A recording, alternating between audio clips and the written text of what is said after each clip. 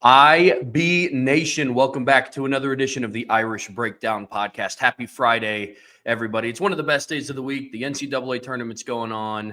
Hope everybody's getting ready to have a fun weekend. But before we all get there, it is the Friday free-for-all mailbag, something that we love to do here at Irish Breakdown. It is a day dedicated to our avid listeners for them to dictate what we talk about today, Brian. We sit and we work really hard to come up with different ideas of topics and content to talk about all week, which gives everybody who listens the awesome opportunity to get their questions answered that they might have had throughout the week, something that they've heard. Obviously, big week for Notre Dame. Spring practice just kicked off. So there's probably going to be a lot of questions in there today.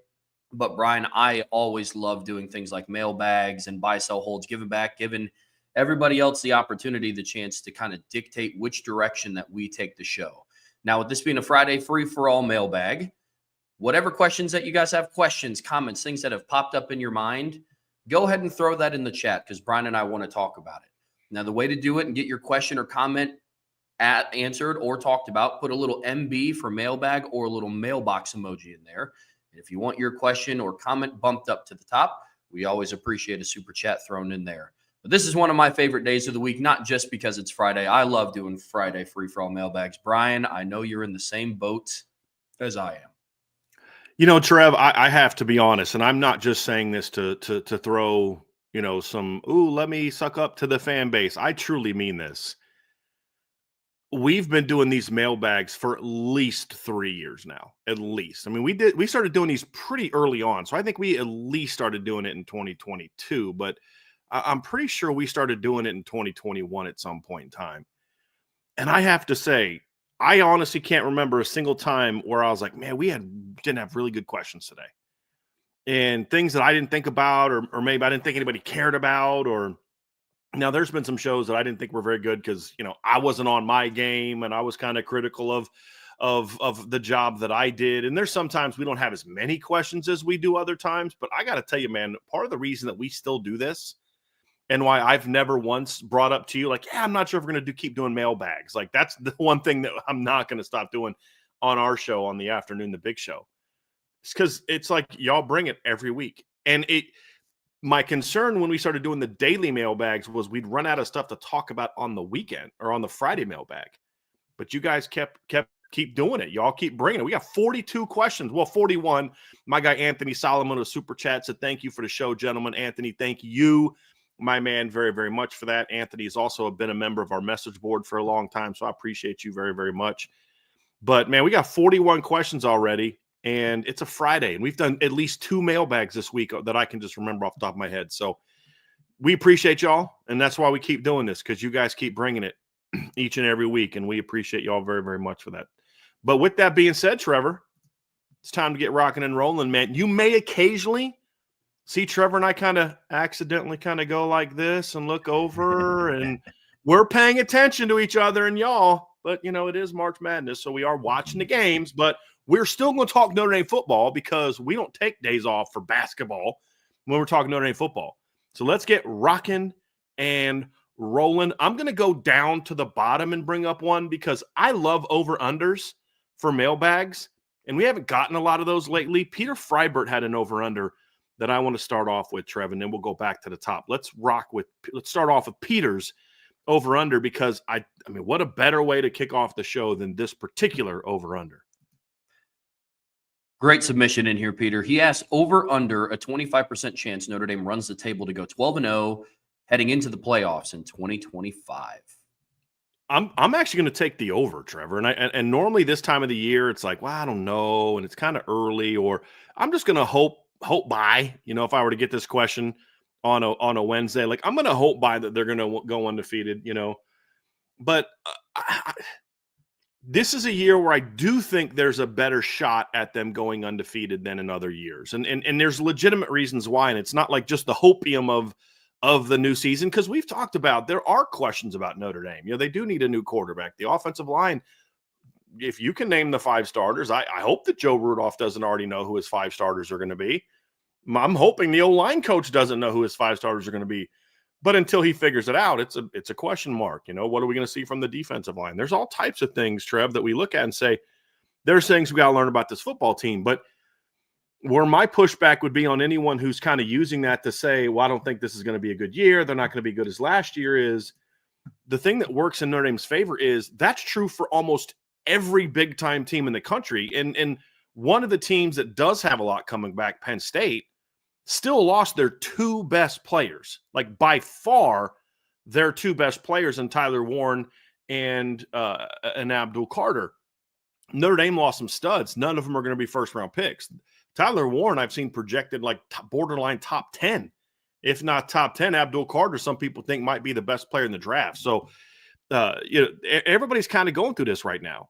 Everybody's got, I think over half the teams in the top 10, my top 10, are going through a quarterback, battle right now to figure who their quarterback is. That's part of it as well.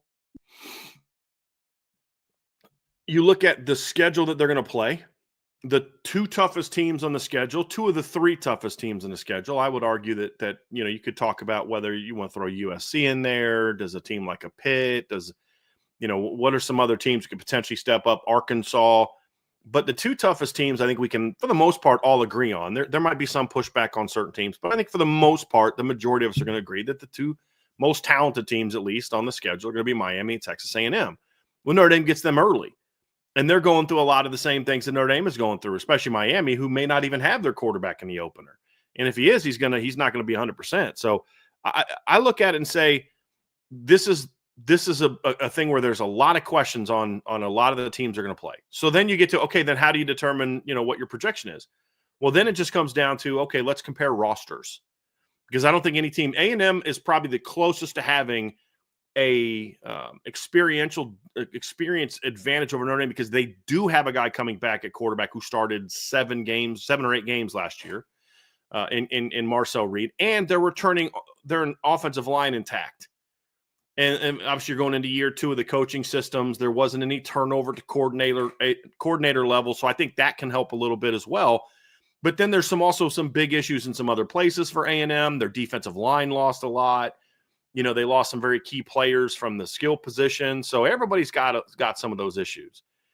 But when I look at it, Trev, I say there's still a pretty significant roster difference between Notre Dame and those top 2 teams. And they're all going to be kind of feeling themselves out a little bit early in the season. And so if Notre Dame can get through those first 2 games unscathed, and they basically have buys in between the 2, and then, of course, a bye before and after Miami because it's the first game. After that, any game that they lose after A&M is a pretty significant upset. And that's why I look at it and say, this is a year where I think that they have a shot to go undefeated. Arkansas is not a team to sleep on.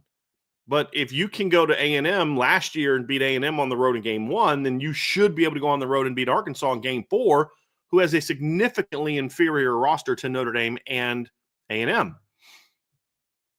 So that's where I'm at, Trev. Is I just think that this team is, like we talked about after watching the first practice, this is the deepest, most talented team that we've seen for Notre Dame, and for me, in a long time. Somebody asked, have you ever not been happy after practice 1? I'm like, there's been times, whether it's with the team or a player or here or some position groups. And somebody else followed up, like, has there ever been a time where you've been this excited about the team? And I'm like, it's a little too early to be excited about the team because there's a lot we have to learn. We saw 1 practice. But what I can observe is there's only been one other team that can even remotely compete with this team from a just a pure athleticism length type of standpoint, and that's the 2015 team. I don't know if there's a Jalen Smith on this team, but here's what's different between this team and that team. Is Jalen Smith better than whoever started at will linebacker in 2025? Yeah, he's better than any of those guys. Those guys are still pretty good, but I think there's a significantly bigger gap between Jalen Smith and between Drake Bowen and Joe Schmidt post-injury than there is between Jalen Smith and whoever starts at will. Look at Notre Dame corner. They got a better cornerback room than that group. Safety room is more proven. You were the other day talking about Elijah Shoemade and Max Redfield and Matthias Farley on that secondary. And those were more proven guys, but there's more length. There's more athleticism in this group. Wide receiver, that group had a lot more speed than this one because any receiving core with Will Fuller is going to have a lot more speed. But your big guy in your starting lineup was Chris Brown. who was like 6'1 and a half, 190 pounds. You had Corey Robinson off the bench, but Corey didn't have a great year in 2015. He was good. So you just look at it and say, tight end is much better now. Offensive line I don't know if it can be as good as that 2015 line. That's a big question mark. Quarterback is a question mark like it was then, but you had a redshirt freshman playing that season, and they were pretty good. And I like this redshirt freshman better than that redshirt freshman, and this group has a lot more throwing ability. So even with that team, I mean, this team is right there with that team. Just overall, this team has more depth of talent. That team was a little bit better at the top. I mean, you had Quentin Nelson as a redshirt freshman, who we even knew then was going to be a stud. You had Ronnie Stanley coming back. You remembered what we saw from Mike McGlinchey in the bowl game against LSU the year before. You knew he was going to be a pretty good player. You had Torian Folston coming back at running back, who there were high expectations for. Now, he ended up getting hurt, but I'm just looking at comparing those two teams at the same, like in the spring, pre-spring. What are they going to do with CJ Prosise? You got to figure out a way to get him the ball, man, because he's a 6'1", 200+ pound, really athletic football player. You had Will Fuller, who was coming off a 1,000-yard breakout season. You had Amir Carlisle. You had Chris Brown. You had we were just talking about the safeties, Max Redfield. You had Jalen coming back, who was a star the year before. You had a defensive line of guys that were all coming back that you had high expectations for, with one exception. You weren't sure what was going to happen at nose guard. Like, you knew Sheldon Day, if healthy, Sheldon Day was pretty good the year before till he got hurt. You knew Isaac Rochelle was a good football player. But you coming in at nose guard, you kind of felt like Jerron Jones is going to be that guy. He ended up getting hurt, but you kind of felt, but he had a lot to prove, and you knew that Romeo Okwara had a shot to be a pretty good player. And I mean, so there was a lot of talent on that team, a lot of length on that team too, but the depth was the question mark at certain spots. But then that team went out and had some big injuries, and the depth proved to be pretty good because they still went out and won a lot of football games. So when I look at it, Trev, I just say, I don't know that you've ever had a team there's never been a team that's been this deep and this long. The only question about this team compared to like 2011 and 2015, I just mentioned all the stars in 2015, 2011, you had Michael Floyd, Tyler Eifert, Harrison Smith, Manti. I don't know if this team has got quite the high level star power yet. It's got a chance, but they're not proven like those guys were. You knew Floyd was a stud coming into 2011. Tyler Eifert had his breakout like late in 2010 when Kyle Rudolph went down. You knew Manti was a stud. You knew Zach Martin was a stud. I forgot to mention Zach Martin. You just, those guys were established stars. This unit, it's kind of like, well, Jeremiah Love. We could debate whether or not Leonard Moore was one last year. We all agree we expect him to be one this year. After that, who's that high level star? There's a lot of candidates, but someone's going to have to emerge. And I say that's the difference. That's the one thing that gives me pause about comparing this team to 2011 and 2015 from a talent standpoint. But, man, this team is impressive to watch. And that's where I don't know how you can be at practice on Wednesday and not be excited about the potential of this team, but it is still potential. But when I look at the rest of the teams they play, Trev, nobody has the kind of length, talent, depth that this team has coming back. So that's why I wanted to bring this up. I think that's a great way to start. About a 10-plus minute answer, taking the over, and it's certainly something to be excited about. I'm still not changing my prediction because it's just like, it's hard to go undefeated. Yeah. But as far as the chances, definitely over 25. I'd say it's close to 50-50 at this point in time. I'd feel a lot more comfortable. To me, I just kind of break down how the schedule is going to end up playing out, because the first, call it 7 games, are a lot more grueling than the final 5. To me, if Notre Dame reaches their second bye week unscathed, I'm going to feel really, really, really good about their chances to be undefeated, because their second bye week comes after USC. Then their home stretch is going to be Boston College, Navy, Pitt, Syracuse, Stanford. So if Notre Dame enters that stretch of time 7-0, and that includes beating Miami down in Miami, Texas A&M at home, Arkansas on the road, Boise State at home, NC State at home, and USC at home, I'm going to feel really confident about their chances to do that, because I don't see, especially a year removed from that Northern Illinois loss, I don't know if I see another that type of loss again in this season. So For me, I would say right now it's higher than 25%. I'm definitely hammering the over on this one. And then it's going to be one of those that as the season progresses, that number is going to continue to climb with each win. Obviously, that's how numbers work. But in terms of they don't have that Miami, Texas A&M, USC on their schedule when the month of November hits. Gives you a lot of confidence in what this team can do in the home stretch. Based on what we know of these teams right now. I mean, like maybe BC or Pitt or Navy's like way better than we think. But, and the thing is the reason that I'm not like 90%, man, like bet your mortgage on it is because there are a lot of teams that are capable of beating Notre Dame on an off day. You know, we talked about not just the three that you mentioned, but Arkansas is a team like that. Navy's a team like that. You know, at BC's a team like that. You know, Pitt's a team like that, especially at Pitt.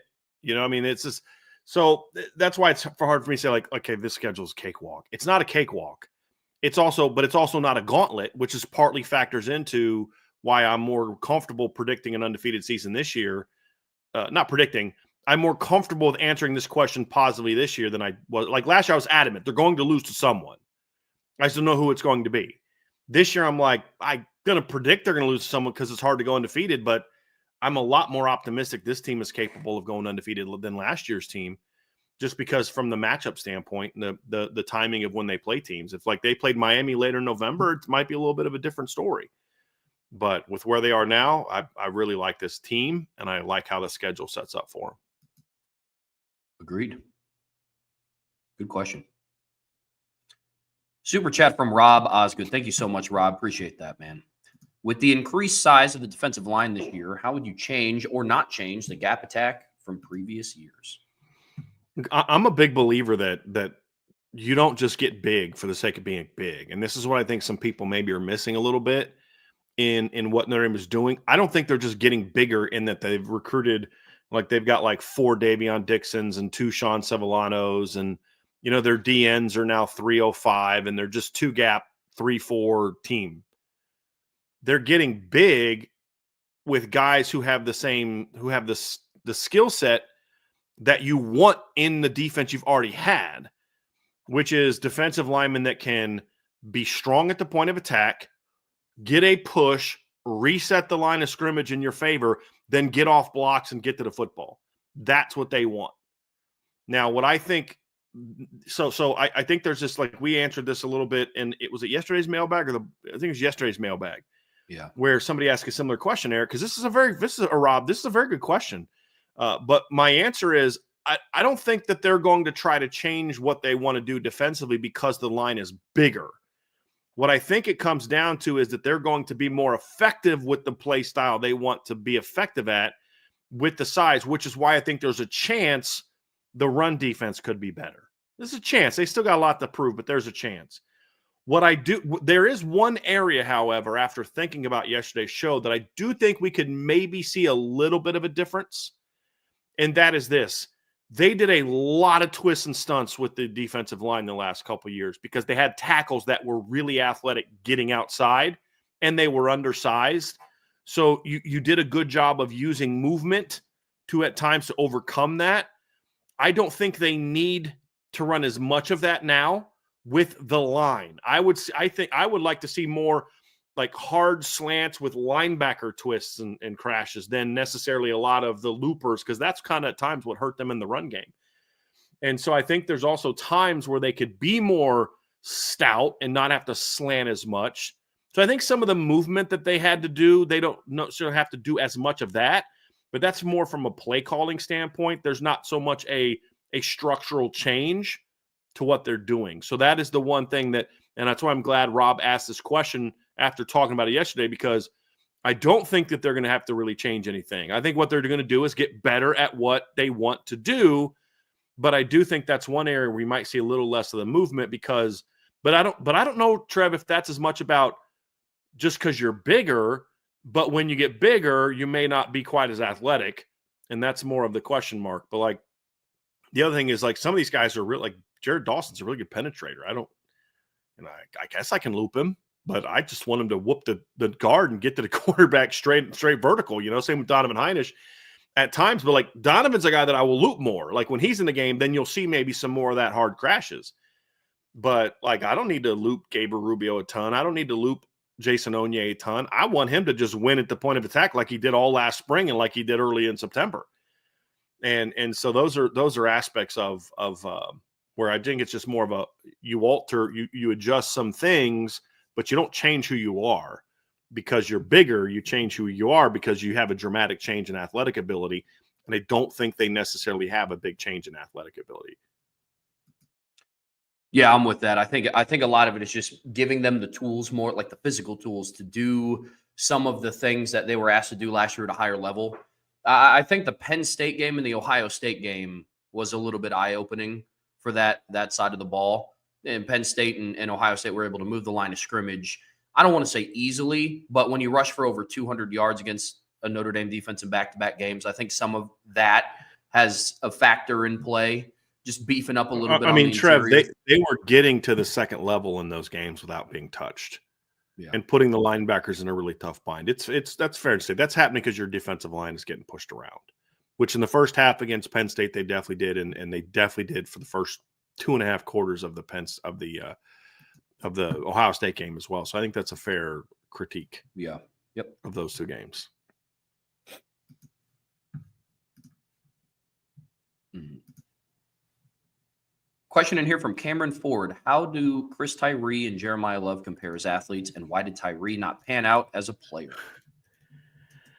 Tyree wasn't as good as we hoped he would be, but like, let's not act like Chris Tyree was this bum football player. I mean, Chris Tyree is a kid that finished his career with 1,200 rushing yards. He finished his career with over 1,000 receiving yards. He finished his career with over 1,200 kick returns, and he scored on a punt return, a kick return, catching the football, and rushing the football.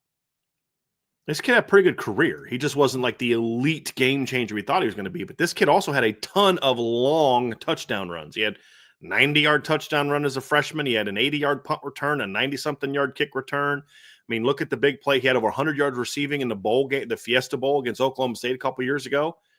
I think there's a couple reasons why Chris never was quite as dynamic as we had hoped he would be. Number one is Notre Dame just never put him in a position, in my opinion, to maximize what his skill set was. His last year playing running back at Notre Dame, they put him in a game and just ran duo with him all day. Chris Tyree's not a duo runner.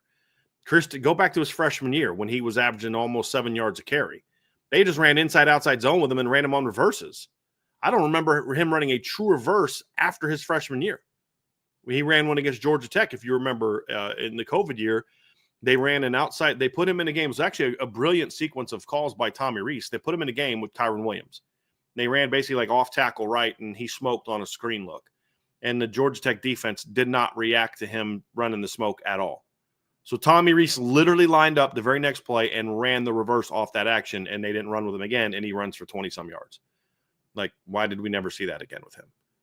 And so then they try to convert him to a receiver, and he did some nice things, but he wasn't like a natural receiver. We saw some big plays and some big moments. And then you go to Virginia, and he's learning a new offense, and he's got a bad quarterback, and it just didn't work. He wasn't the player we hoped he would be from that dynamic standpoint. But I just kind of push back a little bit on, him not panning out. There aren't a whole lot of people that are going to go into their careers and have over 1,000 yards rushing, 1,000 yards receiving, and 1,000-yard kick returns. It's hard for me to call that, and scored literally punt return, kick return, catching, and running. And for me to say that guy didn't pan out in some capacity. Did he play like a top 100 recruit? No. He's still a pretty good football player for 4 years. So push back a little bit on that, Cameron. But that's the question part of this that I really want to that I like is, how do you compare them as athletes?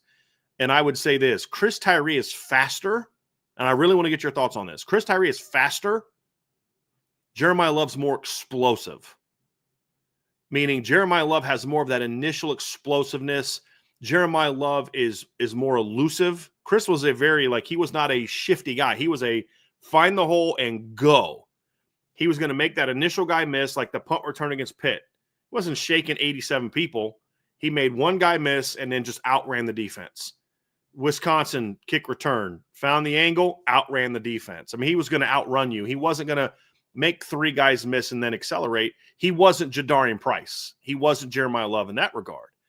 They bring some of that wiggle, but when they make their moves And here's why Chris wasn't overly shifty, because when Chris would cut, he would need time to then re-accelerate. What these guys do is they can make a cut and accelerate like that. That's what I mean by more explosive. If Chris Tyree raced Jeremiah Love and Jadarian Price in a 100-meter dash, he'd smoke both of them. If you handed all three of them the ball and ran a toss sweep and opened up the blocking the same exact way, Jadarian Price and Jeremiah Love would get to the end zone before Chris Tyree would. And they had to stretch, then have the vertical lease, make somebody miss, and then get accelerated again. They're going to do those movements quicker than just running in a straight line, which is really where Chris's dynamic plays come from, was finding that crease and hitting it and turning it into something. And that's where I say they're more explosive, because they're more elusive and they have great, like, you call it balance at times. There's an element to that, but it's more so just being able to, some guys are just, they're as fast as they're going to be from step one. Will Fuller was the guy, for example, that was not really full speed till like step 4 or 5, and then it was just, and that's at running back. I like Dexter Williams is a guy that ran a 4.58, but Dex was a 4.58 on like step 2, so like he could get through the hole in a hurry. Where Josh Adams was a guy that needed a couple steps, and then once he accelerated, he was gone. And so that's another one. Like Dexter Williams would probably get beat pretty convincingly by Josh Adams in a 100-meter dash. But I'd be willing to bet you $20 that Josh Adams or that Dexter Williams would have had as good, just as good of a 10-yard split time as Josh Adams. Or I would. I'm actually going to go look that up and see if they have those 10-yard split times. And that's really the difference. I just think those guys just had more explosiveness, more elusiveness, and better acceleration out of cuts. Chris had his second gear was better than both of theirs. It just they would have been so far ahead of him in that before that second gear kicked in that I don't think he's catching them. But there's a reason Chris had multiple 90-yard touchdowns, a couple 80-yard touchdowns, a couple 70-yard touchdowns in his career at Notre Dame. It's because that guy was a freaking burner. He just was never put in position, in my opinion, to really utilize what he did well. And he also, how much do you want to alter your offense that's geared more towards a different type of back when you also have Logan Diggs and Audric Estime? That's the other part, if we're being honest about the 2022 season, is your line was built more for guys like Audric and Logan than it was for a guy like Chris. That's why I thought they needed to be a little bit more creative. And they were early in the year. If you remember, they were getting him seam routes. Like he scored on a seam route against, was it Cal? Out of the backfield. He had a play out of the backfield against North Carolina, and then they just kind of went away from it, which I thought was a mistake. But your run game was more geared towards the skill set of Logan and Audric. So I kind of get it to agree. I just felt it was a missed opportunity to not find some way to have him complement those guys. And that's what I thought the mistake was for them in 2022 when his last year at running back. Thoughts, Trev? Yeah, you and I don't differ too much here. It's honestly, for me, it's just tough to accept that somebody is faster than Jeremiah Love. That's not a shot at Tyree. That's just anybody in general. I think that Love is a more explosive athlete, to your point. I mean, I think that's showcased in Jeremiah Love's ability to be hurdling guys who are standing up straight. Chris Tyree's not doing that. Some of that is a size factor, too. Jeremiah Love's a longer athlete than what Chris Tyree was. I do think that Jeremiah Love's a little bit more shifty. And then Jadarian Price out of the three has the best lateral quickness. But, yeah, I mean, when we're talking speed here, I'd see Tyree edging out Love. I don't see either or. We're talking about what is the fastest of three very fast people. Mm-hmm. But yeah, I mean, vertical speed, Chris Tyree he's there for sure. Significantly so. I mean, this is a kid that 2 years in a row had the fastest 55-meter dash time in the country for his grade. Not amongst top football recruits, but amongst all guys running the 55-meter dash. You know what I mean? Like, this is a kid that 2 years in a row won the fastest man competition at the Under Armour Combine. But again, what were those? They were line up, get in your stance, and run in a straight line as fast as you can. That's what I'm saying, Trev, is like on a track, those guys are not beating Chris Tyree, and it's not close. On a football field, and this is why I've said, and this kind of ties into why I've said, I think the NFL should alter how they test Speed. Lining up in a stance and doing all this and having to deal with the guy from the Steelers that does the nope, do it again. Like, here's how I want to know speed. I don't care that you can, when is a running back ever going to get up to the line of scrimmage, put his hand in the ground, cock his arm back, wait for a whistle, and then go and run in a straight line as fast as they can? No, here's how I want to measure speed. I'm going to put you here's the 40-yard dash time. I'm going to put you off center. I'm going to give you a quarterback, and I'm going to have you run towards a cone. I'm going to give you the handoff, and then when you cut on that cone, we are measuring your speed, and now you're running for 40 yards. And that's what I care more about, because that's going to be a different type of thing, or actually measured out of the the handoff if you want, or do something where you're making them make a cut and get vertical, because that's going to tell me a whole lot of difference between a guy that's a 4.5 that happens to hit more home runs than a guy that's a 4.4. Because the guy that's a 4.5 can make cuts and accelerate and do all this, where the guy that's a 4.4 just runs in a straight line, has no contact balance, those type of things. And you can evaluate that to a degree on film. But that's the thing, is I want to see a receiver run a 40-yard dash out of a receiver stance, not out of a track stance.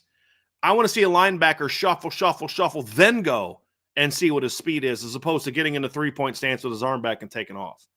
I think things like that I would much rather see, just me personally, much rather see than a guy lining up in tights that he's trained for this particular thing. I want to see something that's more football specific. And because what's funny is the only people who at all come close to playing with a stance like a 40-yard dash time are linemen.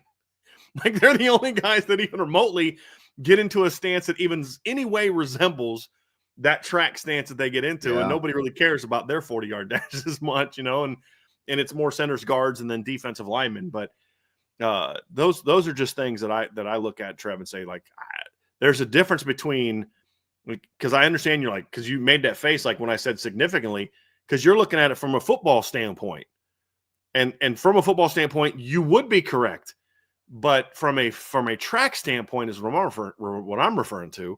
And Jeremiah Love had some very good track times. He didn't have Chris Tyree track times. You know what I mean? But track doesn't always translate to football. Otherwise, James Jett would have been a Hall of Fame football player. He was just okay. Guy was a gold medal winner in the Olympics, but he was just an okay football player. I don't even any of you call him that.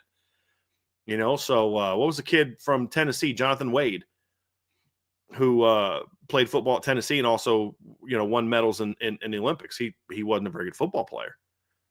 So that's kind of where I'm from, Trev, is just if you could find ways, and Andrew Gilmore's pointing out different things, from different times in touchdowns that he had. And that Andrew's kind of backing up the original point, which is if you're going to sit there and act like Chris Tyree was some sort of bust, we're going to have you're not going to like my answer to that. And that's not what Cameron said.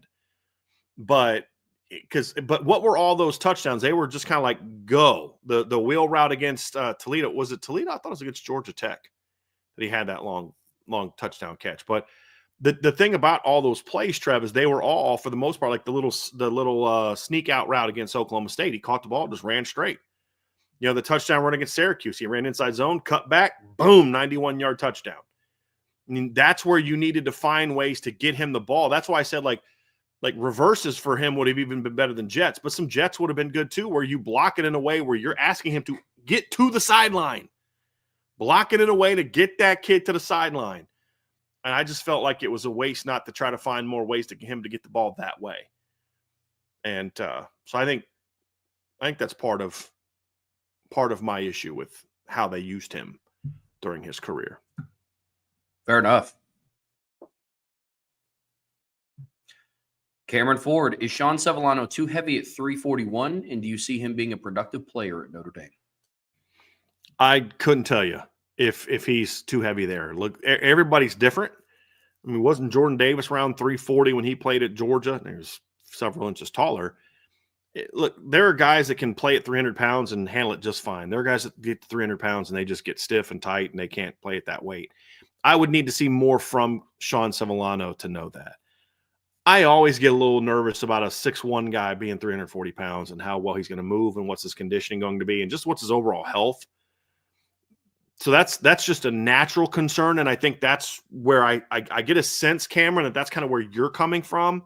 Like, boy, that 341, really? At 6'1"? I'm kind of with you on that, but I just can't answer that question just because I just need to see him move.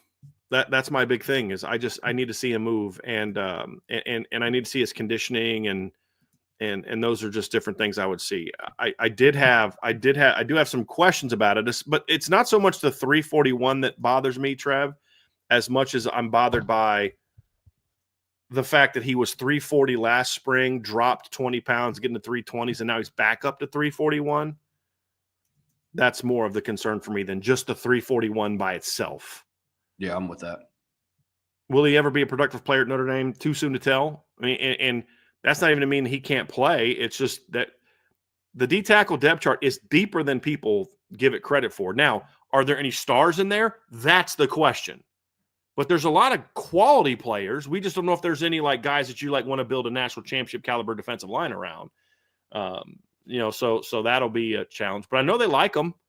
And I talked to somebody a week before spring practice, and he's like, "Yeah, I really like him. We have big hopes for him. He's got to obviously keep working and getting in, stay in shape and all that. But there's expectations that it may not be this year. Maybe it will be. We'll see how the spring goes. But it may not be this year. But like, as long as Sean keeps working, he won't be one of those guys that the staff is like, hey, we don't think you can ever play here.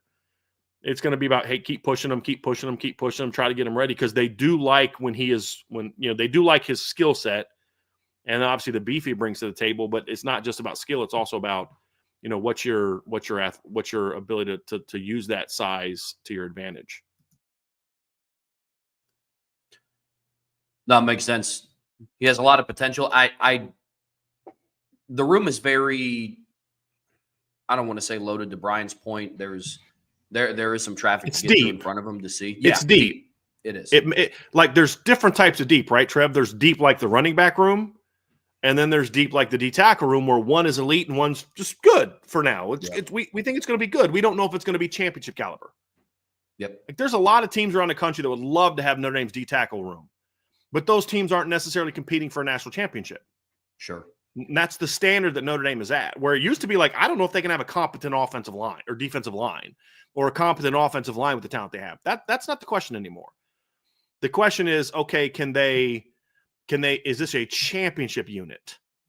That's really more of where the question is for when I look at this group. It's a great spot to be in too. Agree.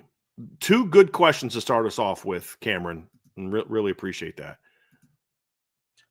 DMND13, what would be your dream/ideal 2026 running back class?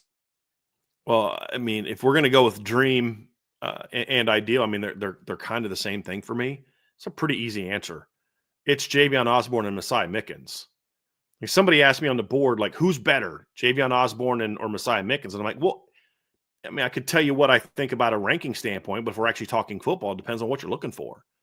Are you looking for a Nicholas Singleton type of back? And I'm using that as an example because of Jawan Sider's experience. If you want to use Notre Dame experience, are you looking for a Jeremiah Love type of back? Well, that's going to be Javion Osborne. Are you looking for a Audric Estime type of back? That's going to be Messiah Mickens. One guy's an explosive 6+, 7+ yards per carry, 80-yard touchdown, home run threat that has the highlight reels, and then the other guy is going to carry the ball 15 times for 85 yards and hammer you in, and occasionally have those big games. And he's just like, one guy's going to do it in a sexy manner, one guy's going to do it in a different manner. It's kind of like Travion Henderson and Quinshon Judkins. Very different skill set. Well, which one's better? Well, what are you looking for? Like, are you looking for a home run back, or are you looking for a guy that needs to carry the ball 20 times? And I say that because, well, of course the home run back. Well, but what if you've already got 2 home run backs but you need somebody to complement those 2 guys? Well, then you're going to want Messiah Mickens. But the reason I love this answer is because in this scenario where they take 2 backs, if you give me both of those guys, it doesn't matter who's better. I got both of them. I don't have to pick between the 2 of them. I got both of them. And I would say it's unlikely they get both, but there's a chance at it for 2 reasons. One is the success Jawan Sider had at Penn State playing 2 backs who both went over 1,000. And then the success Notre Dame had with 2 backs this past year, and And Notre Dame's going to be able to sell like, hey, look, if we didn't have a quarterback that rushed for almost 1,000 yards, we would have also had 2 guys over 1,000 yards, which is 100% true last season in 16 games. And so, well, not 100% true, which is it's likely that Jeremiah Love gets a good chunk of Riley's carries. It's also likely that Jadarian Price would have gotten a pretty good chunk of those carries too. Maybe Jeremiah is at 1,300. Maybe Jadarian's just over 1,000. You know, if they were taking all of Riley's carries the way that the Penn State running backs were taking all the carries for, Drew, they weren't taking if they had a quarterback like that. So those are things that I look at, Trev, and say you're going to have a shot to sell it, but it's still really hard to do. Really hard to do. And but Notre Dame a week ago, I just said, dude, why are we even talking about Javion Osborne? Like, I love the kid. They love him, but they're not going to get Javion Osborne. That's literally what I would have said a week ago, because that's what my intelligence was telling me. That's what my sources were telling me a week ago. But they knocked it absolutely out of the park. I've never seen a kid do as much of a 180 coming into a visit as he did going out of the visit as we saw with Javion Osborne. And it was immediate. I mean, Nick Kramer was getting updates from him like the middle of the first day of his visit, where he was talking about Notre Dame's this and Notre Dame's that. And we put an intel piece on the board last night about him and Joey O'Brien and Aiden Pouncey and some other guys. So you're going to want to check that out. One of the perks of being on the premium board. But that would be my dream class, Trev. And it's not even one where I got to think about, well, I don't know, or maybe, or it's just like, yep, that's it right there. And there's a lot of other backs that if they got one of those two and Jonas Walton, totally thrilled with that. You know, if they got one of those two and DeZephon Walker, I'm totally fine. I mean, this is a really good running back class nationally. Legend Bay is another guy that if he was part of that group, the Brian, what's his name? Brian Bonner from California, really good running back. Like the last couple of years, I've noted that they weren't great running back classes, like depth wise. This is one of the better running back classes I've seen in a long time from a depth standpoint. And that's exciting. It's exciting to see that. And it's coming at a right time because it's a year where Notre Dame would like to take 2 backs. All good news to hear. All good news to hear. Another one from DMND13. What are your initial reactions and thoughts about seeing Logan Thomas's current weight listed at 213 pounds? That's a bit of a red flag, Trev. What were your thoughts on that? I kind of talked about this a little bit yesterday. What are your thoughts when you saw the roster come out and Logan was at 213? Yeah, that one for me was a little bit of it was an eye-opener, and it definitely caught my attention, especially when you're an edge rusher at 213 pounds. Look, if Logan Thomas was a pure linebacker at 213 pounds, I'd have some questions, if I'm just being 100% honest with you. Knowing that he is strictly an edge rusher, especially because he has good length. You know, Logan Thomas is 6'4", 213 pounds. I mean, that's lighter than what Malachi Fields is coming in at. Now, I know players are built a little bit differently, but Malachi Fields is 6'4", 220. I didn't even think about that. Yeah, you know what I'm saying? And so when you go and you look at it in that context, it just kind of puts you in a spot where you're like, okay, well, one, Malachi Fields kind of built like a beast. Also, right. Edge rusher, 213 pounds. It's a little light. It's a little light. That was kind of my initial reaction to it. So yeah. Agreed, Trev. Just wasn't expecting that. Like, dude's not as big as Malachi Fields. I just wasn't expecting that to be sort of our takeaway from today's show. That's good stuff. Good stuff. I was gonna say, he's 20 pounds lighter than what Chase Claypool was, but Chase Claypool was kind of built like an old school, twitchy 3-4 outside linebacker. So that's a little bit. Man. At least he was in college. He decided he wanted to be a model when he got to the NFL after a while, but different story for a different day. DMND13. Does Joey O'Brien have a commitment date set or a plan and timeline established? Everyone should get on the boards to follow the visits, intel especially, how big the next couple months are. Well, thank you for that, DM. I appreciate that, man. And I appreciate that very much. My wife and I were actually, just so you give you a heads up, DM, Ange and I were talking the other day about maybe a couple quick summer trips we want to make. So we may be hitting you up about that West Point deal. We'll see. We'll just got to figure out. There's a lot going on. My parents have my dad's 70th birthday is next month. Then obviously Mother's Day, my birthday's in May. And then my parents' 50th anniversary is in June. So 50 years. Can you believe that? Yeah. So that's awesome. And I always remember the year because I always just add 3 years at the end of my age because I was born and then couple months later a month later is when they had their third anniversary. So but yeah, so it's a little bit of a busy summer, but I definitely have plans to do that for sure. But does Joey O'Brien have a commitment date set? No, he does not have a commitment date set. The plan, as I understand it, is he's going to make a decision after his officials in June. That's the plan as of right now. So I wouldn't expect Joey to make a decision anytime soon unless he just changes his mind and says, I'm going to do it now. But he's already setting up summer visits and things like that. Had a good intel piece on him last night, really good feedback on him last night. So I was very happy to get that because Trev, you've heard me say a lot. That's a guy, you got to get that guy. Yeah. You got to get that guy. Definitely got to get that guy. So. John A1, by chance, did IB get a visual on Brennan Vernon? How is he holding the additional 31 pounds? Yes and no. Yes, in that I got a chance to see him. And he looked a lot better than he did in high school when he put on all that weight, where it was like visibly bad weight in high school. He got rid of, I think it was his junior year that happened. He got rid of a lot of that. But what I didn't see is how well he's moving with the additional weight. I didn't get a chance to see that. I focus on the offense, Trev. I don't know if you had a chance to see of any of Brennan going through drills, but visibly he looks like he's carrying the weight very well. Like you know what I mean, Trev? Like some guys can get up to 290 and they look fine. Some guys get up to 290 and they look bad. Is it because you can't carry 290? Well, sometimes it can be, but sometimes it's like I got up to 290 by eating right, making sure I had a proper calorie intake, a lot of pasta, a lot of chicken, a lot of lean meats, a lot of water, then working out, doing all that. And then I got up to 290 pounds because, man, I kept Papa John's in business this summer. You know what I mean? And I kept, Wings, etc., in business this summer. Like they were in trouble. And I was like, look, I got to help out the local community. So I'm going to make sure I get wings from them every single freaking day. You know what I mean? So one's going to make you look good. One's going to make you not look good. You know what I mean? So he visibly looks like a guy that's been working his butt off to bulk up and get to that 290. How well he moved, I didn't get a chance to see that, to be honest with you. I wish I would have, but I was kind of focusing more on the offense. Trev, I don't know if you had a chance to see him or not. Yeah, D-line was going through drills on the opposite side. I just more paid attention to who was going through what. Again, D-line's tough to evaluate when nobody's in pads because it's a lot of technical work. Initially, it looked like that he was carrying the weight pretty well.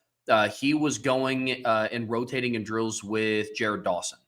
And if there's one thing that just as a unit, this D-line room looks just bigger than what it was this past season, which is crazy to say after losing a guy like Riley Mills, who is just a physically impressive person when you see him. But the defensive tackles went in pairs. First, Donovan Heinisch was matched up with Gabriel Rubio. Then Armel Mukum was matched up with Jason Onye. That was a fun duo to watch go through drills together because you look at them, it's like, man, those are just some big long, and I did notice one guy. I did see one guy moving, and I did think Armel looked more athletic than he did in the fall. Yeah. Yep. And then Brennan Vernon was matched up with Jared Dawson. And initially, like going through the drills, it looked like that he was carrying the weight well. But again, it wasn't anything that physically intensive, if I'm being 100%. So they weren't like going full speed, get off or anything like, okay. Because a lot of times they'll act stuff early where they don't actually come off and show athleticism. They just kind of, it's all hand stuff, focusing on your hands. So Al Washington will do drills, and tell me if this is one thing you saw them do. A lot of times he'll do drills where he'll have them get on their knees and come out of their stance and really explode into the pad. Now, a lot of times, like, well, don't you want to get your hips into it? Exactly. A lot of times guys will kind of use their feet to drive instead of and not use their hips. What he's trying to really get them to do is to really work on exploding your hips in your hands, because you don't have the drive off of your feet with your lower body like you normally do. And when they're doing stuff like that, you're like, guys, I can tell you that kid's really strong, but I have no clue how well he moves. So I don't know if that was one of the things that they were doing. But a lot of times when early in drills, you don't see the D-line really flying off, which is partly the reason I don't often pay a lot of attention to when we only have those 4 to 5 period practice availabilities. Yeah, I didn't see them go through that drill. A lot of it was just technical hand placement stuff. It was they were going through like the little like lineman tunnel thing, like just playing with leverage. So it wasn't a whole lot of full go type thing, but definitely something to keep an eye on, John. Definitely something we'll keep an eye on. John A1, on a scale of 1 to 10, how confident are you in the 25 offense being dynamic, explosive, and efficient in both the run and pass game? I'm going to say 7. And 7 for me is cautiously optimistic. It's like 7 for one person, maybe like, wow, only a 7. But 7 for me is cautiously optimistic. And knowing Trevor, I'm going to bet you $20 that he may pick a different number, but the explanation is going to be the same. I love the talent at the quarterback position. I love the talent at wide receiver. I love the talent in the offensive line room. I love the talent at tight end. This offense has got the talent to be a top 5 to 10 offense next year easily. But in a lot of those instances, we either need to A, see it for the first time, quarterback, B, see it more consistently, Jaden Greathouse, Jordan Faison, guys like that. We need to see it, Eli Raridan.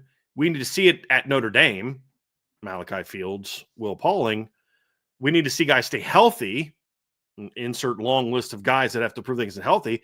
And I still don't know what the starting 5 offensive line is going to look like. So it's hard for me to sit there and say to you on March 21st, dude, guys, this is going to be the best scoring offense Notre Dame has ever had. They're going to do this. They're going to do that. I'm going to have an article this weekend where I'm going to talk about the improvement that Mike Denbrock has made in year 2s. And I talked about this in the show the other day. But will that translate to a 2 to 3 point difference from last year? Okay, well, I don't know. And are we talking 2 to 3 point difference regular season is going to get them over 40 points a game? That they were at 39 going into the playoffs, and then they fell down to 36 something because they played some really good freaking defenses all 4 rounds. Still scored over 36 points a game at the end of the year. Or will the points not change much, but the efficiency will change more and the yards per attempt will change more, things like that? I don't know the answer to that. But I'm confident that here's what I'll say. I have a confidence of 9 that they have the tools to be an explosive, dynamic offense that's efficient and explosive run and pass. And I'm 7 that they're going to be able to get it done. Just because there's so much, I got to see it first. I don't know who the starting quarterback is going to be. I don't know what the starting offensive line is going to look like. And I haven't seen the guy that many think is going to be their best receiver wear a Notre Dame uniform yet. So there's a lot I need to see, but I wouldn't even say I'm cautiously optimistic. I'm cautiously excited. Run game, I'll say I'm at 8.5, 9, because we've seen it. I just based on the backfield that they have, I know it's going to continue to be explosive. I would like to see an uptick in efficiency. I think some of that's going to be due to an uptick in O-line play. But again, we got to know what combination of the offensive line it's going to be. But the thing that gives me confidence in the run game is whatever combination it is, Charles Jagasaw, Anthony Knapp, O'Neal Wagner, and Billy Schrouth all played last year in some capacity, obviously some more than others due to injury, whatnot, but they've all played. So run game, I'm there. Pass game, I'm more at a cautiously optimistic, like 6, 7. Yeah, I mean, obviously, I know that's what Mike Denbrock wants to do, but I've been all offseason. The common theme for me is I got to see it. And there's reasons to be a little bit more optimistic going into this season than in previous years.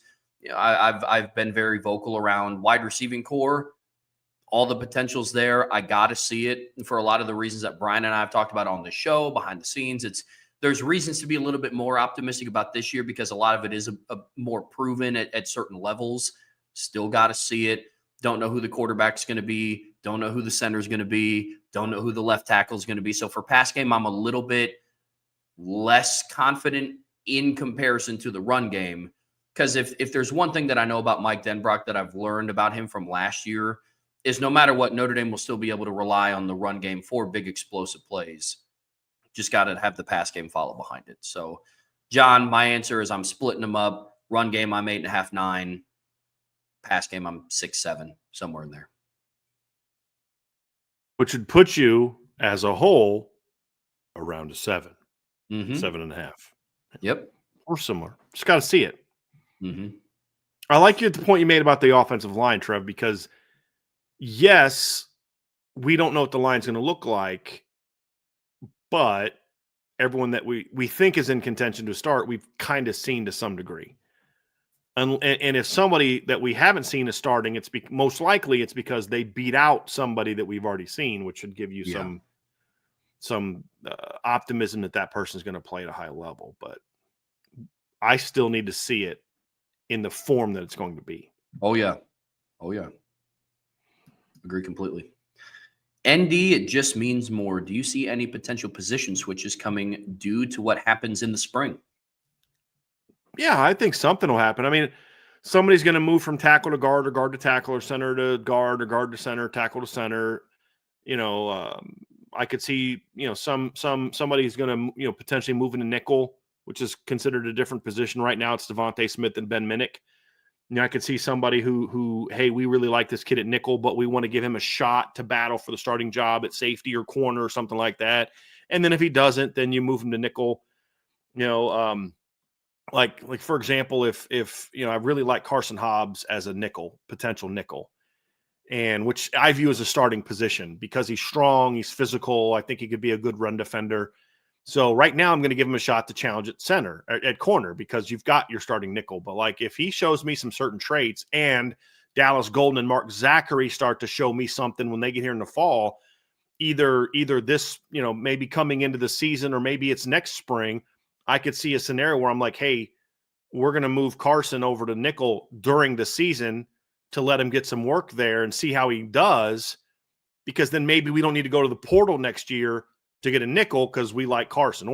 Or you could talk about maybe Dallas Golden is that guy because Carson proves himself so much as a corner that you're like, hey, we're going to leave him there because, man, he's really good. And that gives us more. We're more now prone to move Dallas inside or Mark Zachary inside or Cree inside because of how much we love what Carson has done at corner and then what some of these other guys have done at corner. So there will be some stuff like that ultimately results in position switches, whether it be end of spring, fall, those type of things. So in that regard, Trev, I do think we will see some position movement. Will we see anything like what I want to see, like Preston Zinner going from linebacker to tight end? I doubt it now, because I think if we were going to see that, we would have already seen that. But, I hope I'm wrong. I do hope I'm wrong, but that's kind of my stance on that one. But, yeah, we'll definitely see some things that will happen. And that's true every year. Every year you see some sort of even minimal position movement because of those type of things. Yep. I'm with you. Yeah, that was good. And outbound, no, you did not miss any Brian Ranch yet. You did not. No Ranch yet so far today. Although if you just joined, we did have I thought a really good conversation. The very first question asked about our over-under on the chances that Notre Dame goes undefeated. So you may want to check that out. But no Ranch today. No Ranch yet. And it just means more. Which players have made significant physical improvements thus far? Again, it's a little early to make too many big jumps, but like just some guys that I noticed were just looked bigger and looked more athletic, or just more. Cam Williams looked a lot better athletically. This at the receiver position, he just looked more comfortable with what he was doing, was moving around a lot better. Running back wise, Keedron Young looks like an absolute tank, but I wouldn't call that significant physical improvement. Peter Jones looked great. Like he looked really good. I thought Sullivan Absher looked the best he's looked. I mean, he looked like not like a different player, but it was a very noticeable reshaping of his body, in my opinion, in the last couple months. He's a guy that, and that's a positive. Like he looks, I mean, like I said the other day, his stomach always stuck out way further than his chest. It's not quite as much now because you can see he's building up his upper body and his stomach is a little less prominent. That's good. So he's still big, but the weight distribution is more kind of where you want it to be. Jason Onye was noticeably thicker in the upper body than when we last saw him in September. Some young guys like Carson Hobbs looked noticeably upper body stronger. You had to, you shook your head, yes. So you saw it up top too. I was able to, like, right there on the field, I was able to kind of see him down there. He looked really good in that regard. Like, you could tell he's definitely put some time in the weight room. Jaden Ausberry looked noticeably thicker, like upper body, arms, chest. Outside of that, Trev, you'd mentioned Bryce Young looked a little bit thicker. I don't know that there's a lot of guys that I would say significant physical improvement beyond that, because most guys were in a pretty decent place anyway. You saw some young guys that had big jumps in weight, but we never saw what they looked like before at Notre Dame. Yeah. So, like, it's hard for me to really evaluate. That. Here's a freshman that had made a significant improvement from where he was last summer. Elijah Burris is noticeably thicker and more twitchy, more explosive. I don't know if twitchy is the right word. More explosive than what he was when I saw him at Irish Invasion this past summer. He's the one freshman that I will say, because I did see him with my own eyes at camp up close in June, and now I get a chance to see him do it. Saw him do it this week. He definitely has made some physical gains since then. The only other players that I would add to that, both in the linebacker room, Jalen Sneed looked a little thicker, but he didn't really lose a step, or he still looked just as twitchy as what he was. Again, they were going through drills, and it's so hard to evaluate D-line linebackers when it's not really that physical of a day. They're not in pads, but they look pretty good. Kingston slimmed down a little bit, which I talked to Brian about how he looked a step quicker, looked to have a little bit more pop. So that was good to see as well. But this question, Andy, it's just going to be one of those where a lot of it will start to unfold naturally as the spring goes on and we see more things.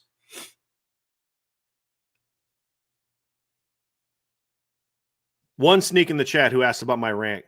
I said outbound. I just looked at the big O at the beginning and just assumed it was outbound. We have someone in our chat that also goes by the name Outbound.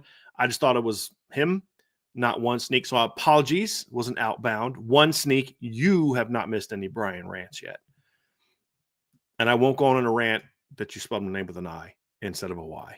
I won't rant about that because I know who you're talking about. But get it's a Y. My apologies. Over under 8 wins for Florida, Florida State, Indiana, Colorado, and NC State. Oh, okay. So you know what? Indy, it just means more. I'm going to pull this one down because when I brought up, had Trevor read it, I need one bit of clarification from you before we answer this. Regular season or overall? Because for a couple of these teams, it's going to potentially change my answer. So I want to know if you mean regular season or not. There's one team that I feel good about saying right now I'm taking the over, and one team that I'm going to take the under right now. And the over right now, I am going to take Indiana at over at 8 wins. Yep. Like, I don't need to see, because that's regular season. I think they're 9-3 or better this season of regular season. I like that team coming back. They have a lot coming back from last year. And like, they've got guys that can flat out play.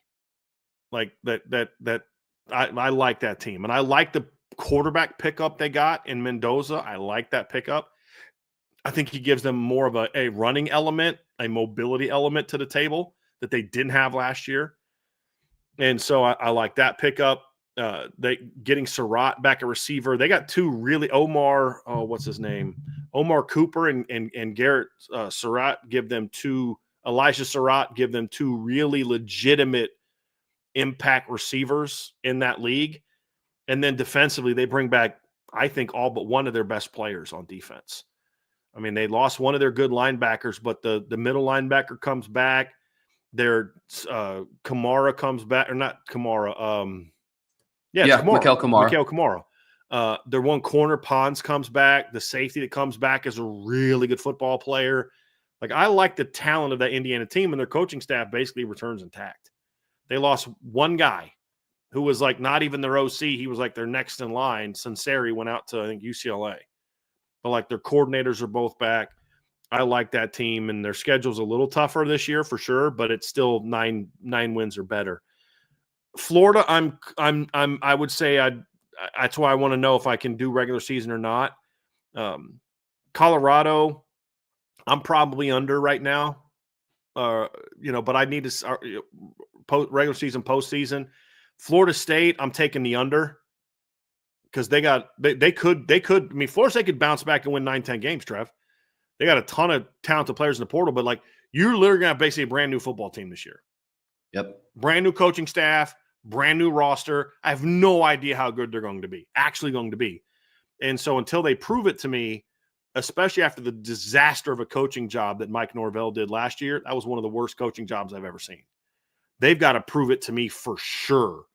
All those other teams like Indiana, Colorado, Florida, NC State, it just depends on, are we talking regular or postseason? So I'd have to go through the schedules a little bit more on them. But for sure, I'm taking the over for Indiana, and for sure, I'm taking the under on Florida State. I'd probably say a wash right now for Florida if we're talking regular season. Florida, especially if we're only talking about regular season, I could see it swaying either way. Florida State, I'm taking the under. Indiana, I'm taking the over. Colorado, I'm taking the under. This is going to be Deion's first year as a head coach without Shedeur as a starting quarterback. They lose Travis Hunter, their best offensive weapon. And for me, it's just going to come down to, can they figure out how to run the ball and stop the run? That's what it's going to come down to, because you're not going to have, at least initially, in my opinion, the heroics of Shedeur or Travis Hunter to kind of bail you out in some games late in the year like what you had this past season. So that's going to be a question mark for me. And then NC State's that team where if I say they're going to be under 8 wins, they're going to be 9-3. If I say they're going to be over 8 wins, they're going to be 7-5. And so NC State's just one of those weird teams, but that's where I'm at with those right now, ND. So here's an interesting question that just kind of popped up, Trev, from Isaiah Lehman. Is there any player? I'm going to read this one because I want to get your stance first, your opinion first, and then I'm going to give mine because one popped in my head immediately. I want to just take a minute to marinate on it real quick. But is there one player in college football that would make Notre Dame the favorites to win the national championship? I mean, in my eyes or the media's eyes, because if it's both. Let's do both. Both? Okay. Well, I mean, in the media's eyes, with how much hype he's getting, if you went and you inserted Arch Manning onto this team, I think that everybody's going to sit down and start talking about Notre Dame being a national championship favorite. And so, but realistically for me, I think there's a couple, and I think that most of them live on the defensive side of the ball, if I'm being 100% honest.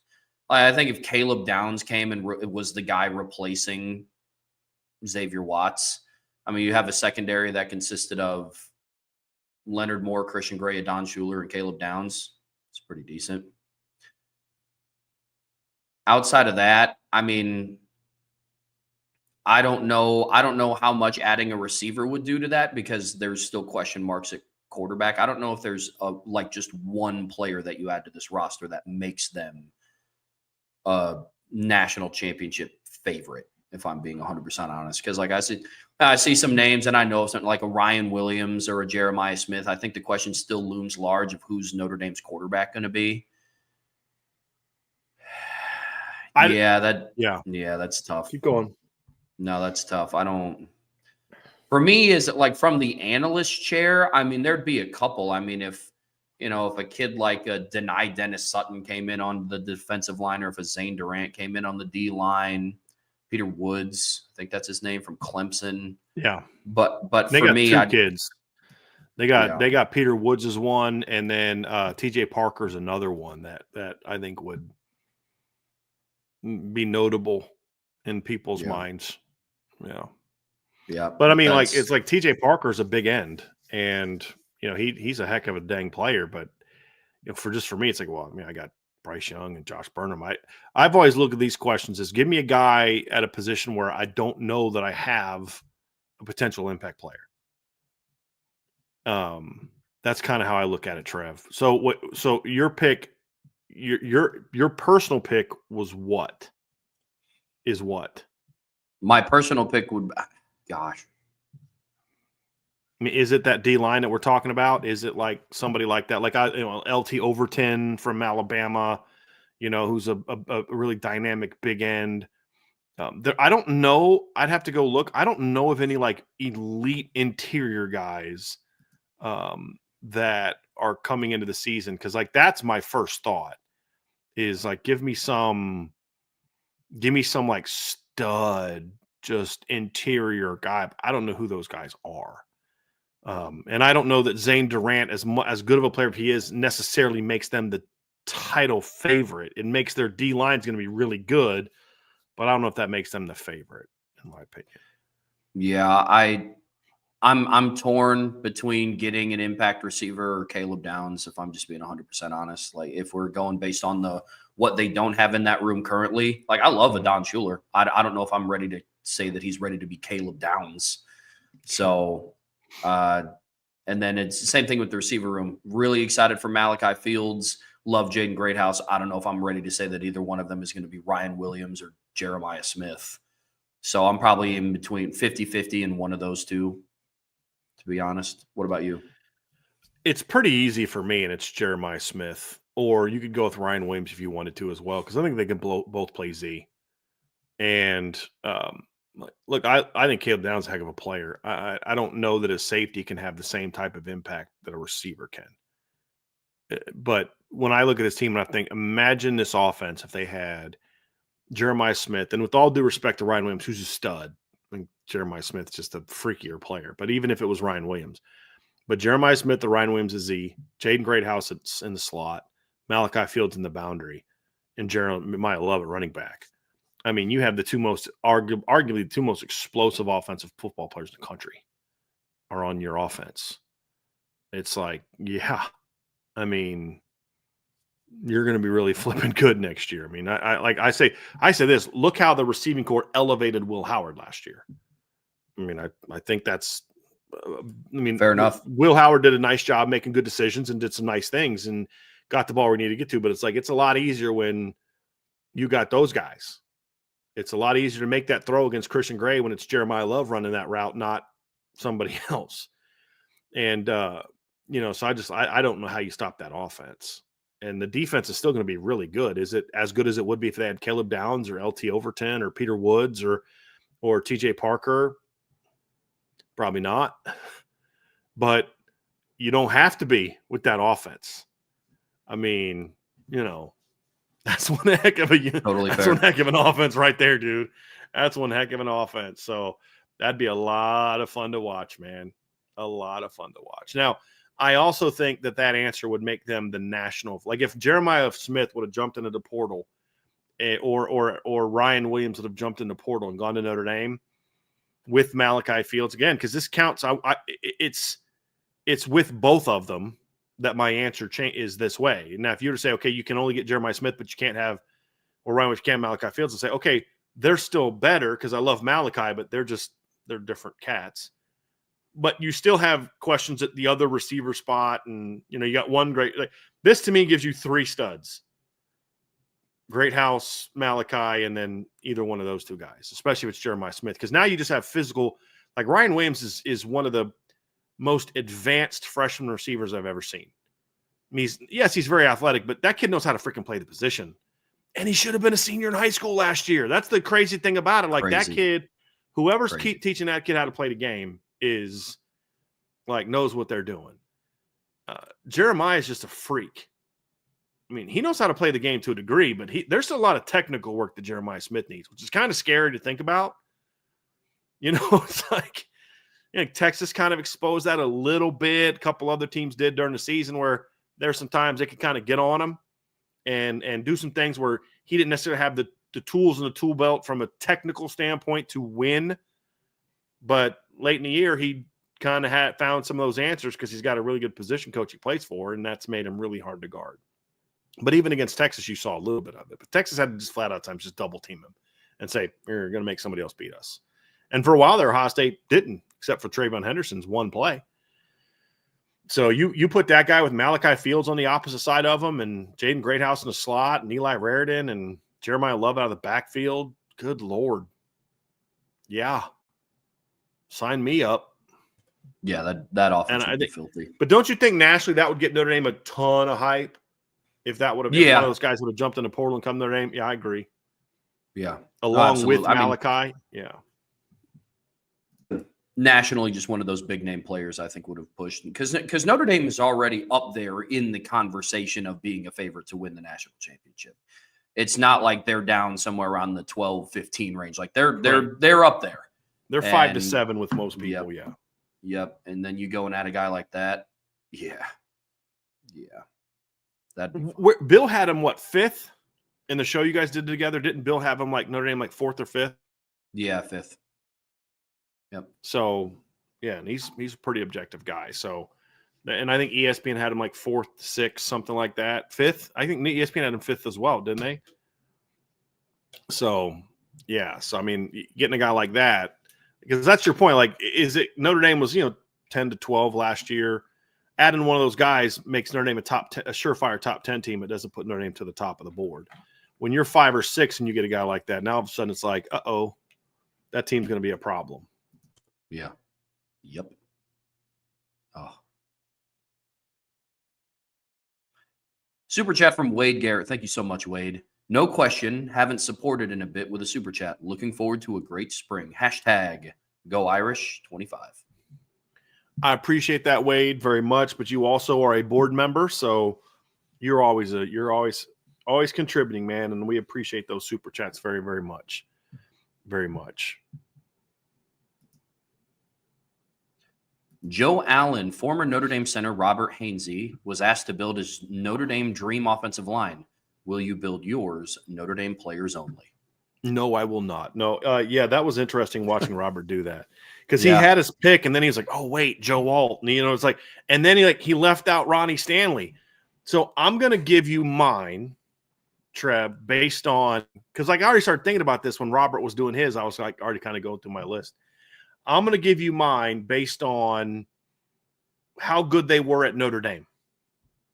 So not necessarily how good they were in the NFL, but I will be willing to move them around to fit the 5. Because the problem that Robert had is he said, I'm going to play them at the position they played at Notre Dame.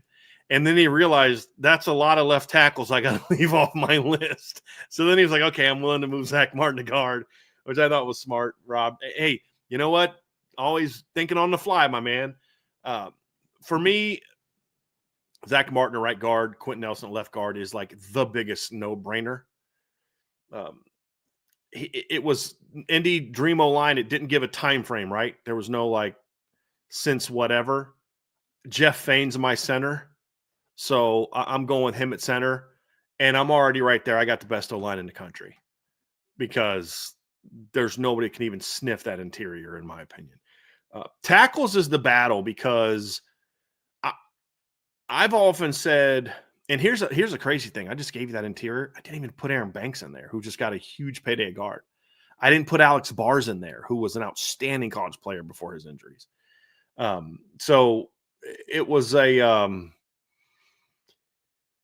it was tougher at tackle because you've got Ronnie Stanley, you've got Joe Walt, you've got Liam Eichenberg, who was an All-American, you've got Mike McGlinchey, you've had some really good tackles at Notre Dame over the years, and that's just this group. You had Ryan Harris back in the 2000s. He was a heck of a player for Notre Dame. So you had Mike Rosenthal and Luke Pettigrew and Andy Heck was a first-round draft pick out of the '88 team. You had Aaron Taylor was a tackle. Aaron Taylor was probably a little bit too early for me to start including linemen because of my age when he was coming up. I'm more 2000s on. But how do I not have Aaron Taylor on that group? And then if you do, where do you play him? Because he's probably more of an interior in today's game. But I'm going to stick to more 2000s on, and I'm good. Man, I'm still struggling with this one, Trev. I'm probably putting Ronnie Stanley at right tackle and Joe Walt at left tackle. With all due respect to Mike McGlinchey, I'm probably moving because Ronnie did play right tackle at Notre Dame in 2013. He started at right tackle for them in 2013. So I'm going to go Joe left, Ronnie right, and then my left side of my line is Quentin Nelson and Joe Alt. The right side of my line is Zach Martin and Ronnie Stanley, and I got Jeff Fain at center. Whoo, doggy. It's a pretty good offensive line right there, man. Pretty good offensive line. So Yeah, I'd say. Yeah, it's pretty decent. I'll do this. I'll go because I'll give off my first and second team. First team offensive line starters. I want Joe Alt at left tackle, Quentin Nelson at left guard. I want Sam Mustipher from 2017 as my center. I want Zach Martin at right guard, and then I want Ronnie Stanley at right tackle. Then second string offensive line, I'd go Ryan Harris at left tackle. I'd go Aaron Banks at left guard. Give me 2020 Jarrett Patterson at center. Then I'll go Mike McGlinchey at right tackle, and then I'll take Alex Bars from 2017 as my right guard. Dude, Alex Bars. Yeah. Yep. The only disagreement I'm going to have with you is my left tackle, and I'm going to in center. I'm going to go with 2020 Liam Eichenberg at left tackle. Love Ryan Harris, and that's my guy, and a really good dude too. But Liam Eichenberg 2020 was really good. In my only other my other change of center, and I'm a little bit torn on this one on which one I want to go with, but I thought about Braxton Cave 2011 pre-injury. John Sullivan, as much as I disliked him, was a pretty good center in college. But I think the guy I'm going to go with is actually going to be Nick Martin 2015 is going to be my second teamer.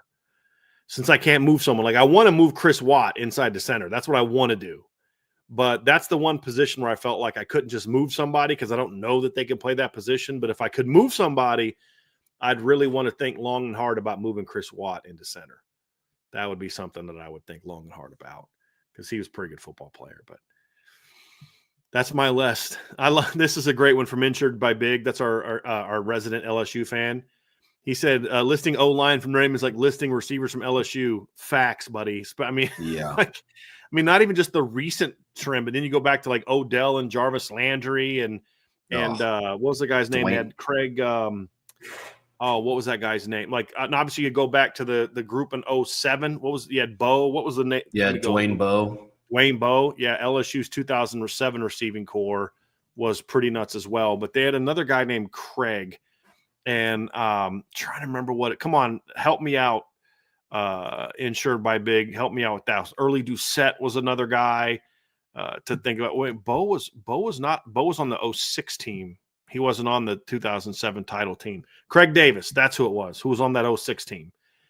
They've had some dudes at receiver over the years, Trev, and you're just like, how have they not had? Michael Clayton was on that 03 title team. Yeah, it was 1,000-yarder on that 03 title team. They've had some dudes at wide receiver over the years, man. Some absolute dudes at receiver. So, yeah, I'm with you, man. I'm with you. But, yeah, I'm with you on that one.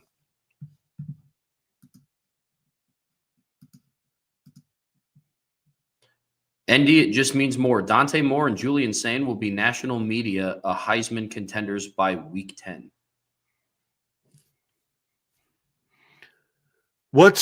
Trev, what's the standard in your mind for what a Heisman contender is? Is it top 5 or top 10?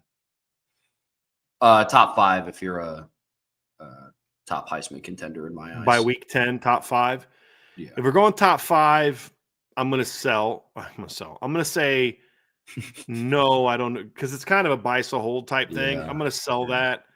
I don't think that they'll either be top 5. And the reason I say that is twofold. Number one, with Julian Sand, for example, he will not be top 5 along with Jeremiah Smith. And if he's putting up those kind of numbers to be in the conversation, Jeremiah Smith will be the guy that's getting all the love for that. Rightfully so. So I don't have him in the top 5. Now, top 10, sure. Around to 8 to 10, sure. And it's kind of the same way with Dante, because I think Evan Stewart might get a little bit more of that love. But if Oregon's really good and they're putting up a lot of numbers in that Wilson offense, I actually think Dante has a better shot at being considered the driver of that, because I don't know that anybody puts Evan Stewart in the same league that they're going to put Jeremiah Smith and like a Ryan Williams type of guy. Fair. So I think Dante in this regard has a better chance. I also think Dante has more experience. I mean, he started multiple games as a true freshman at LSU, and he had his struggles, but a lot of times those type of things can benefit you. as far as being able to go out and say, hey, look, I learned from this experience. And it's not like Dante started like 3 years ago. This is 2023. You know what I mean? He had 290 yards and 3 touchdowns against San Diego State, 290 yards and a touchdown against Washington State, threw for 234 yards against Utah. I mean, he's played a lot. Last start at Cal, he went 23, or was against Cal, went 23 of 38 for 266, touchdown, 2 picks.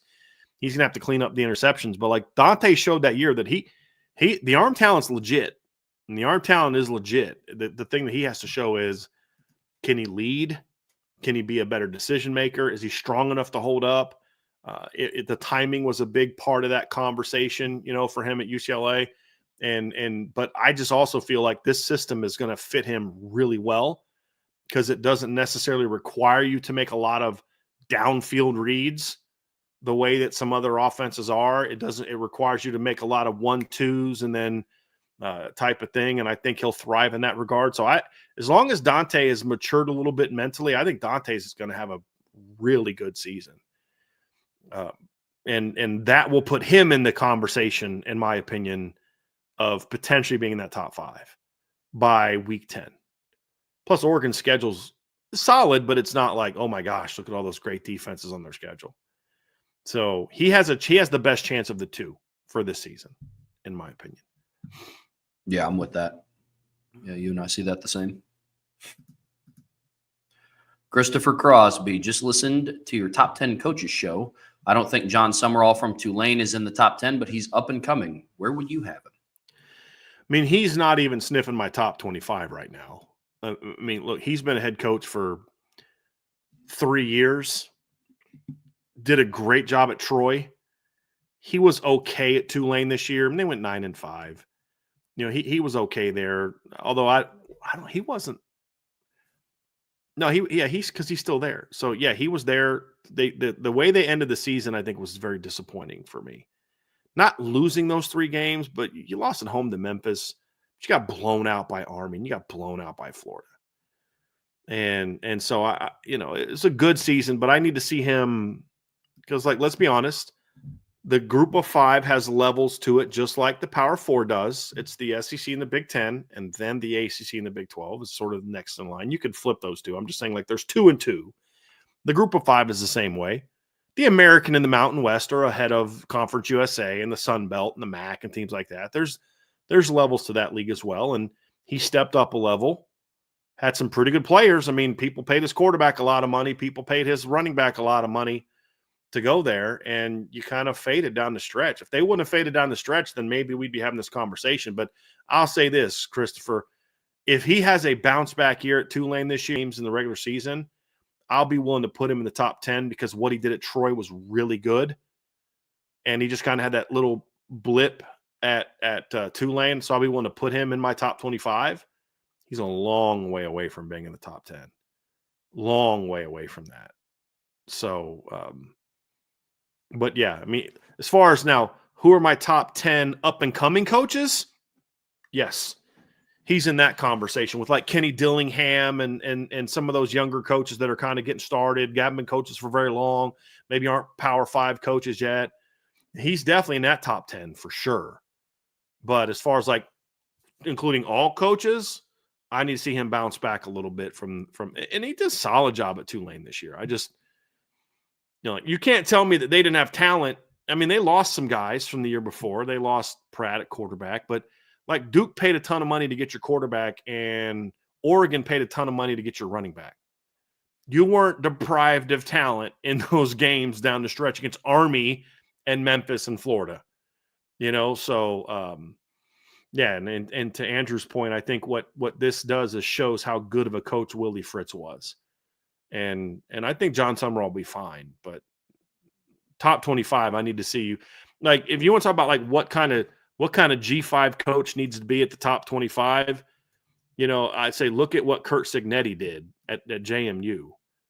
I mean, his 5 years at JMU, he went 14-2, 7-1, and 12-2 as an FCS coach. And then he comes in, goes 8-3, 11-11, and then he goes to 11-1, and then he goes to a low-level Power 4 team, and they go 11-1. You went to Tulane and regressed. Because I put Troy and JMU on a similar plane from the leagues they're coming from. So like Cignetti had that kind of success at that level that you're like, okay, how would he do at the upper level? Well, you went to Tulane and regressed, and he went to Indiana and took them to heights they'd never seen before. That's a guy that to me is like, okay, that's top 10 coach right there.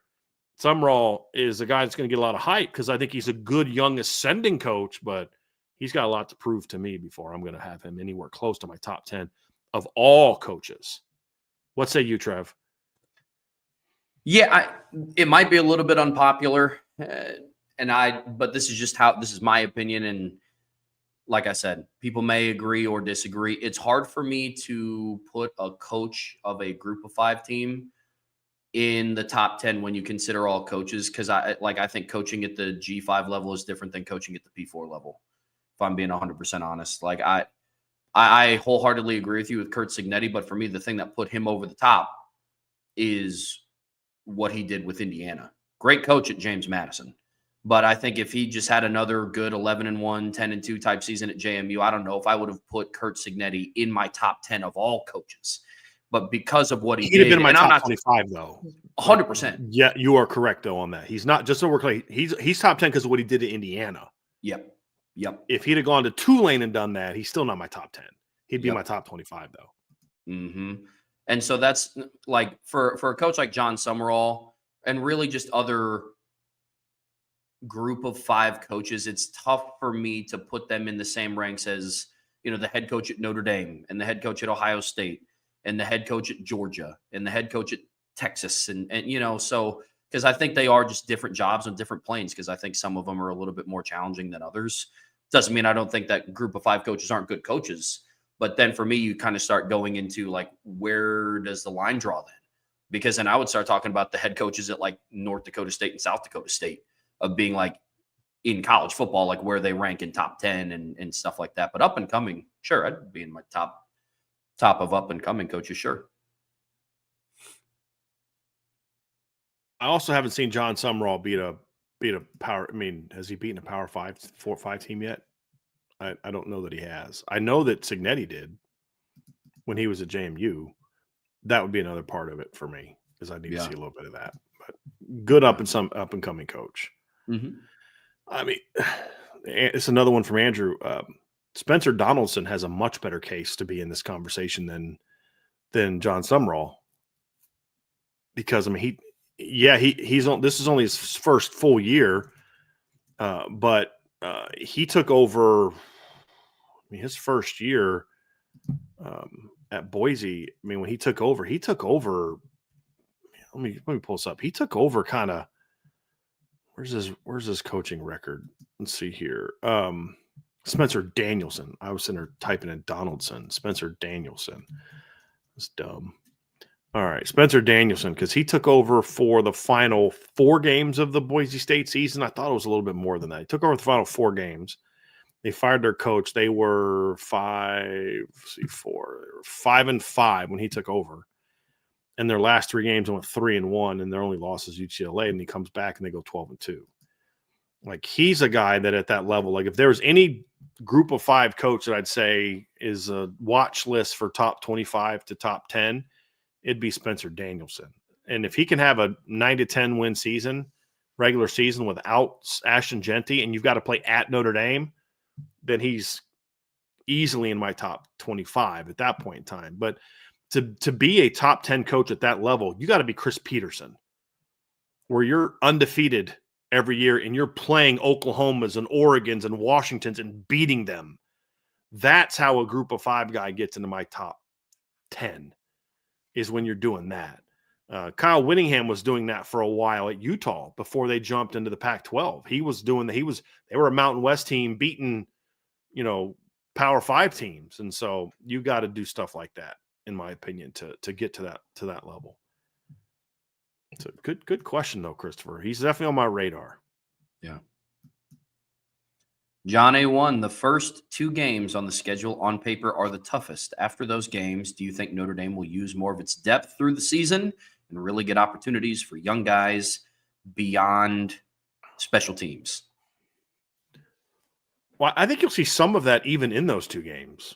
I mean, we saw that last year, Trev. I mean, Kingston played in the opener. I mean, they used, Adon, they turned right over to Adon and Christian were starters in the opener as true sophomores. Yep. We saw Bryce Young play against Texas A&M. I'm pretty sure. Let me actually pull that up. He played. But they were well. I mean, Jaden Greathouse was and Jordan Faison were focal points of that offense in that game. So Jeremiah Love, I mean, they played a lot of young guys early in that game last year. So I'm looking at it. So Love played. They started a true freshman at left tackle, started a redshirt freshman at left guard. Jeremiah Love played a bunch. He was a leader, leading focal point of that. Yeah, Jaden Greathouse played a ton in that game as a true sophomore. Cooper Flanagan played over 40 snaps and caught a pass as a true sophomore in that game. Jordan Faison was, you could argue that he was targeted more in that first two couple quarters where he got hurt than really anybody was. In the past, they were throwing him screens and quick game, and they had a little miscommunication on an out cut, but they had no problem turning to young guys last year in that game. And defensively, Jaden Alsbury played a bunch, played 17 snaps as a true sophomore.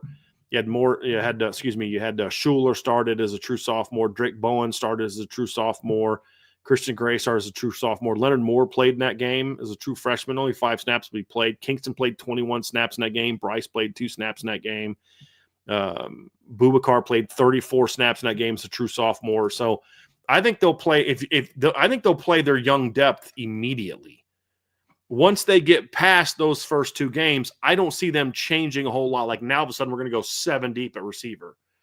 I think that the thing that's going to keep them from doing that, John, is, hey, remember Northern Illinois when you guys changed your plan because you thought, well, we had the big one over at A&M, but now we're just playing old lowly Northern Illinois, and they kicked your butt.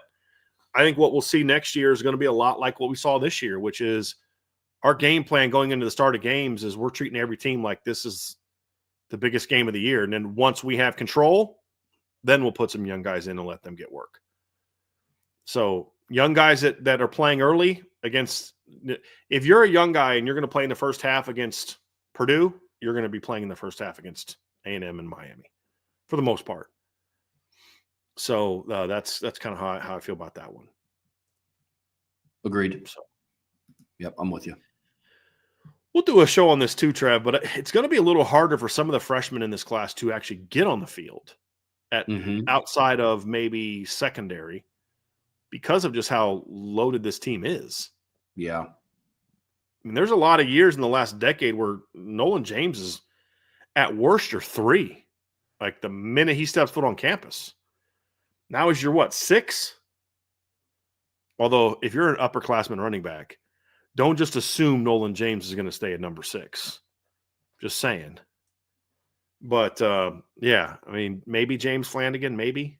I was going to say James Flanagan, maybe. Yeah, maybe Chris Burgess a little bit on defense, but he's not here now. Madden Framo probably will play a little bit. At least one of the corners, Jaden Blair. I mean, so there's some freshmen that will play, but there's part of the problem that they have is now they have to overcome the freshmen and sophomores that were playing the last 2 years. What's going to make it harder for a guy like Chris Burgess to go on the field? Bryce Young. What's going to make it a little harder for a guy like Madden Framo to go on the field? Kingston Maasa, Bodie Cahoon. I mean, you know what I mean? It's what's going to make it a little bit harder for a guy like Dallas Golden or Mark Zachary or Cree Thomas to maybe play as much right away as Leonard Moore and Carson Hobbs, guys that were in the 2 deep last year as true freshmen. So that factors into it as well. So, and it's going to continue to be that way as moving forward, where the freshmen that play are like the dudes. Like Bryce Young's going to play no matter what. Kingston's going to play no matter what. Leonard Moore perhaps doesn't. I mean, Leonard Moore doesn't necessarily play a ton last year, if not for an injury. He'd have played. He was already playing. But he's not the freshman All-American if it's not for the injury to Benjamin Morrison. Really good questions today, guys. You guys are doing just really, really great questions. Mark Avalone, Peacock, The Vault series has 10 Notre Dame home game episodes. 7 from the 90s, Michigan State in 2002, the Bush Push, Clemson 2020. What other NBC home games from 2000 should be added? Ooh, so from 2000 on, what other home game should be added? The 02, well, the 04 win over Michigan was a big one. Didn't like with that was ties last year, I believe. That was at home. That was. Yeah, that one should be added. That was a big win over Michigan. Was number 8. That was a big win. So 02, go through here. Gross.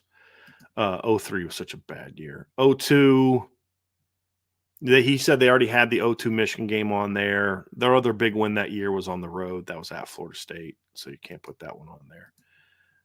Well, 2000, if you're going to go 2000, what was that, 2000? I mean, I know it was a loss, but if you're going to have the Bush Push on there, you got to have 2000 Nebraska on there. Like, that was a phenomenal game, an absolutely phenomenal game that they lost in overtime to a Nebraska team that year finished in the top 10. I mean, Nebraska at the time was ranked number 1 and was coming off of a year in which they finished number 2 in the coaches poll. And Notre Dame played them to a tie. It's a little before your time, Trev, but like that Julius Jones had a kick return. He was a dynamic freshman. He had a 100-yard kick return for a touchdown that game. Arnez Battle was the starting quarterback for Notre Dame that day. Joey Getherall had a big punt return for a touchdown that game. That was a phenomenal. That was the one the Red Sea. The crowd was like predominantly red, which I don't understand why that's happening for a relevant football team. But whatevs. That it is what it is. But those are some big ones. That would be that would be one that I would have on there. I'm trying to think of some other big home games. I mean, you can maybe consider the 2010 Utah game, maybe. That was a pretty big game. 06 Penn State. That was a big one. That was a great game. They were playing against that great Penn State linebacking core. I still remember Brady hitting John Carlson up the seam over Paul Puzzlesny. Paul Puzzlesny. That was a top 10, a top 20 Penn State team. So that's one I would consider. I would say needs to be on there. Yeah, what sucks is Brady's best home game ever was a loss. They didn't have a ton of great home wins during his career. A lot of their big wins were on the road. But I'm trying to think of some other big wins. Because like the 08 Michigan win was a good game, but Michigan sucked that year. They were unranked. They weren't good that year. Yeah, I mean, if we're only going with like big wins, then I mean, probably or great games. I'd say you could throw like a great game in there too. Yeah, I mean, shoot, then I would go just off the top of my head. 06 UCLA was a lot of fun. The last second touchdown by Samardzija there was nuts. The last minute was a lot of fun.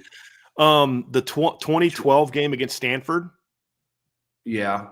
The overtime win against Stanford was a big one. That was a huge win. Yeah. 2012 Stanford, 2012 Pitt, the game that went into like 3 overtimes. Was that game? I was in the stands at that game. Yeah, Ange and I, we had a bye week that week. I was just thinking of a home game. Was it the Kelly? 17 USC, where they just obliterated USC. Should absolutely be must-watch TV. That was it was 2 highly ranked teams. They were, I think, 11th or 12th. Notre Dame was top 10, and Notre Dame just annihilated them. That's one that I would have on there. That's a good one that I would have on there, Trev, for sure. I mean, just because it was such an entertaining blowout. Oh, you know what? This was a great game. 2018 Michigan. I was going to say 2014 Michigan just because, 31-0. But as far as like a good game, the 2018 Michigan game was a really good game. That was a really good game because that Michigan was 14th. They ended up finishing like 10-2 in the regular season that year. That was a pretty big win, I would say. Yeah, I'm trying to think of some other ones. 21, no great home games then. 22, you have Clemson 2022. That was a great win. That was a bit of an ugly game for a while there. I mean, you needed a lot of special teams help in that game. The only other game from the Freeman tenure that I would maybe want to put at home that was like a big win and a big moment is 2023 USC. Just because USC was, at the time undefeated and ranked in the top 10, and it was a big win for Notre Dame and just dominated. The reigning Heisman Trophy winner. That'd be another one. It's so funny to think about some of the big wins they've had have been on the road. Like you could argue Ty's biggest win was a road game at Tennessee. Yeah. And pre-2020, you got to put, was it 98 Michigan? You got to have that one on there. If you're going in the 90s, you got to have 98 Michigan on there. Defending champions. That was a big one.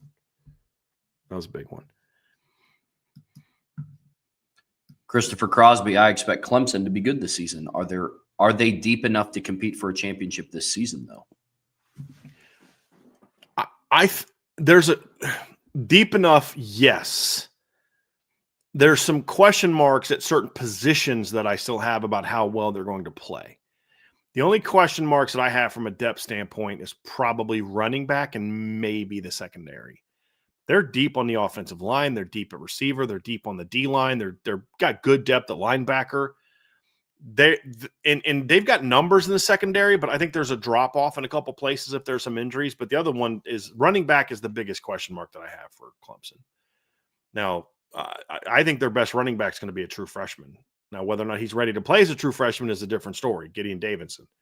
But that's the one question mark I have is, are they going to be good enough to run the football to take the pressure off of Cade Klubnik? That's my one big question for the offense.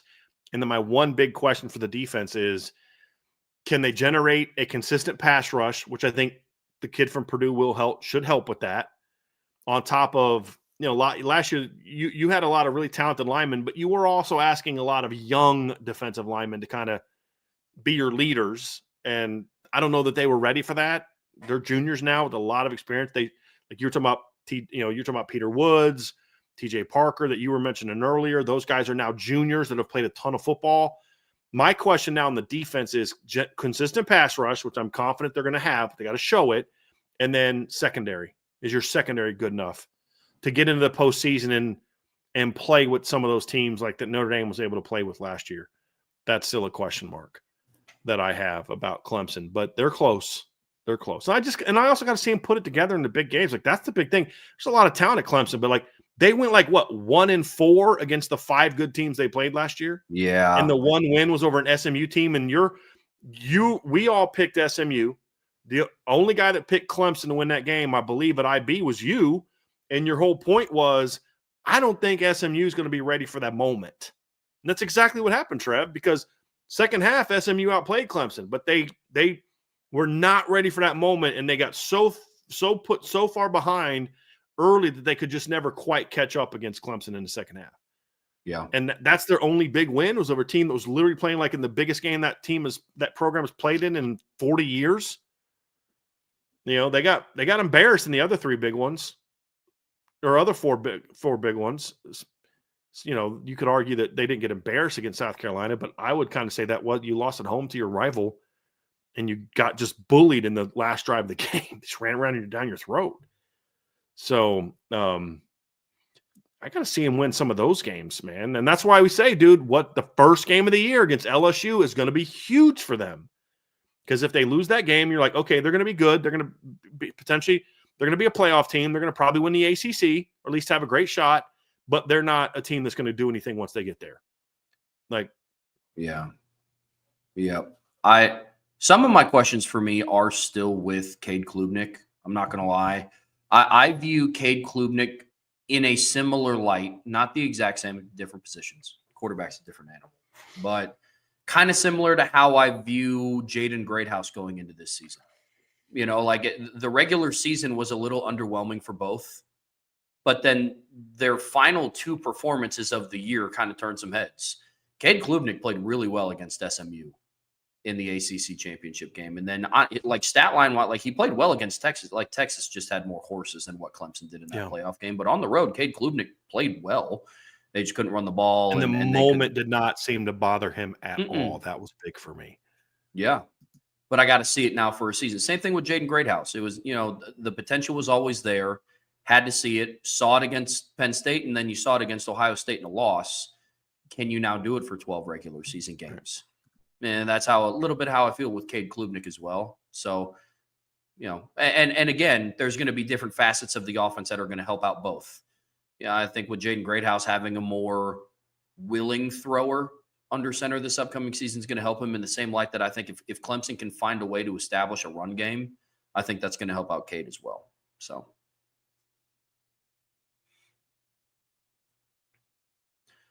John A1, in terms of pure talent, ranked the top 7 Notre Dame offensive linemen on the roster. After that, the question is, will number 6 or number 7 make the starting lineup if they are healthy?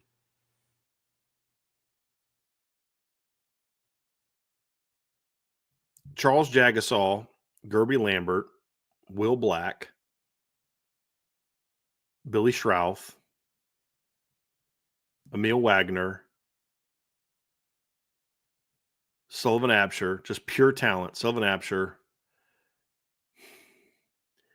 And then I'm torn between like Anthony Knapp, Peter Jones, Owen Strebig, Ashton Craig. Like I'm a little bit more torn on who 7 is. Just pure talent. But Absher, Jagasaw. Did I miss somebody? Like the obvious Jagasaw,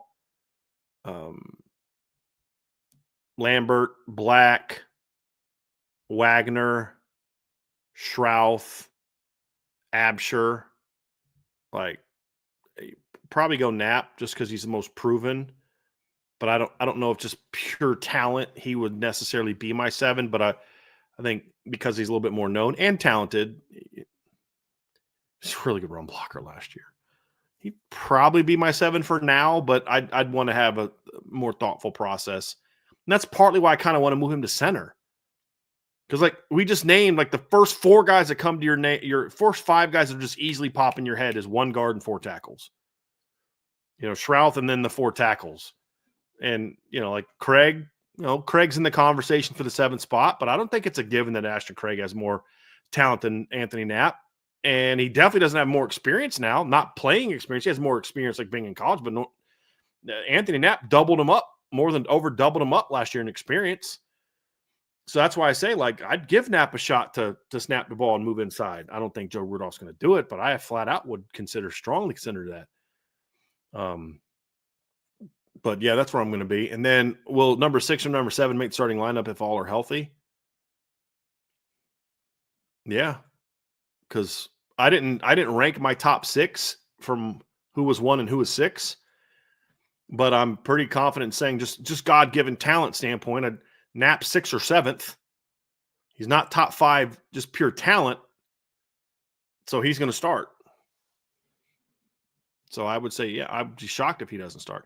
Because sometimes the 6th or 7th most pure talent is still part of your 5 best as far as the makeup of the line. Because if like 5 of your top linemen are all pure tackles and none of them can snap, but your number 6 guy in pure talent can snap, then guess what? Your best 5 does not include your 5 most talented guys. Because one of them can't be like you could say, okay, I think Charles Jagasaw can be a stud but I don't think he's a stud at center. So if you put him at center, I don't know that he's a stud anymore. So it's about finding your 5. And that's why I say I think Anthony Knapp at center could be special. It's not to say he can't play guard or can't play tackle. It's just, I think he could be special there on top of, I still think getting your 5 best on the field is going to require at least, between Black, Jagasaw, Lambert, and Wagner, 2 of those guys are going to have to play tackle, and you got to get at least one of them on the field somewhere else. You can't have those 4 guys on your roster and keep trotting Anthony Knapp out at tackle for the next 3 years. Just can't. So now some of them can move inside, but not all of them. Because now, if you're still starting Napa tackle, now 3 of those 4 guys have to move inside. Why? When Anthony Knapp projects to be potentially a really like all-American caliber player up the middle. I truly believe that. I just don't know that Joe Rudolph believes that. And that's what we're going to find out. Fair enough.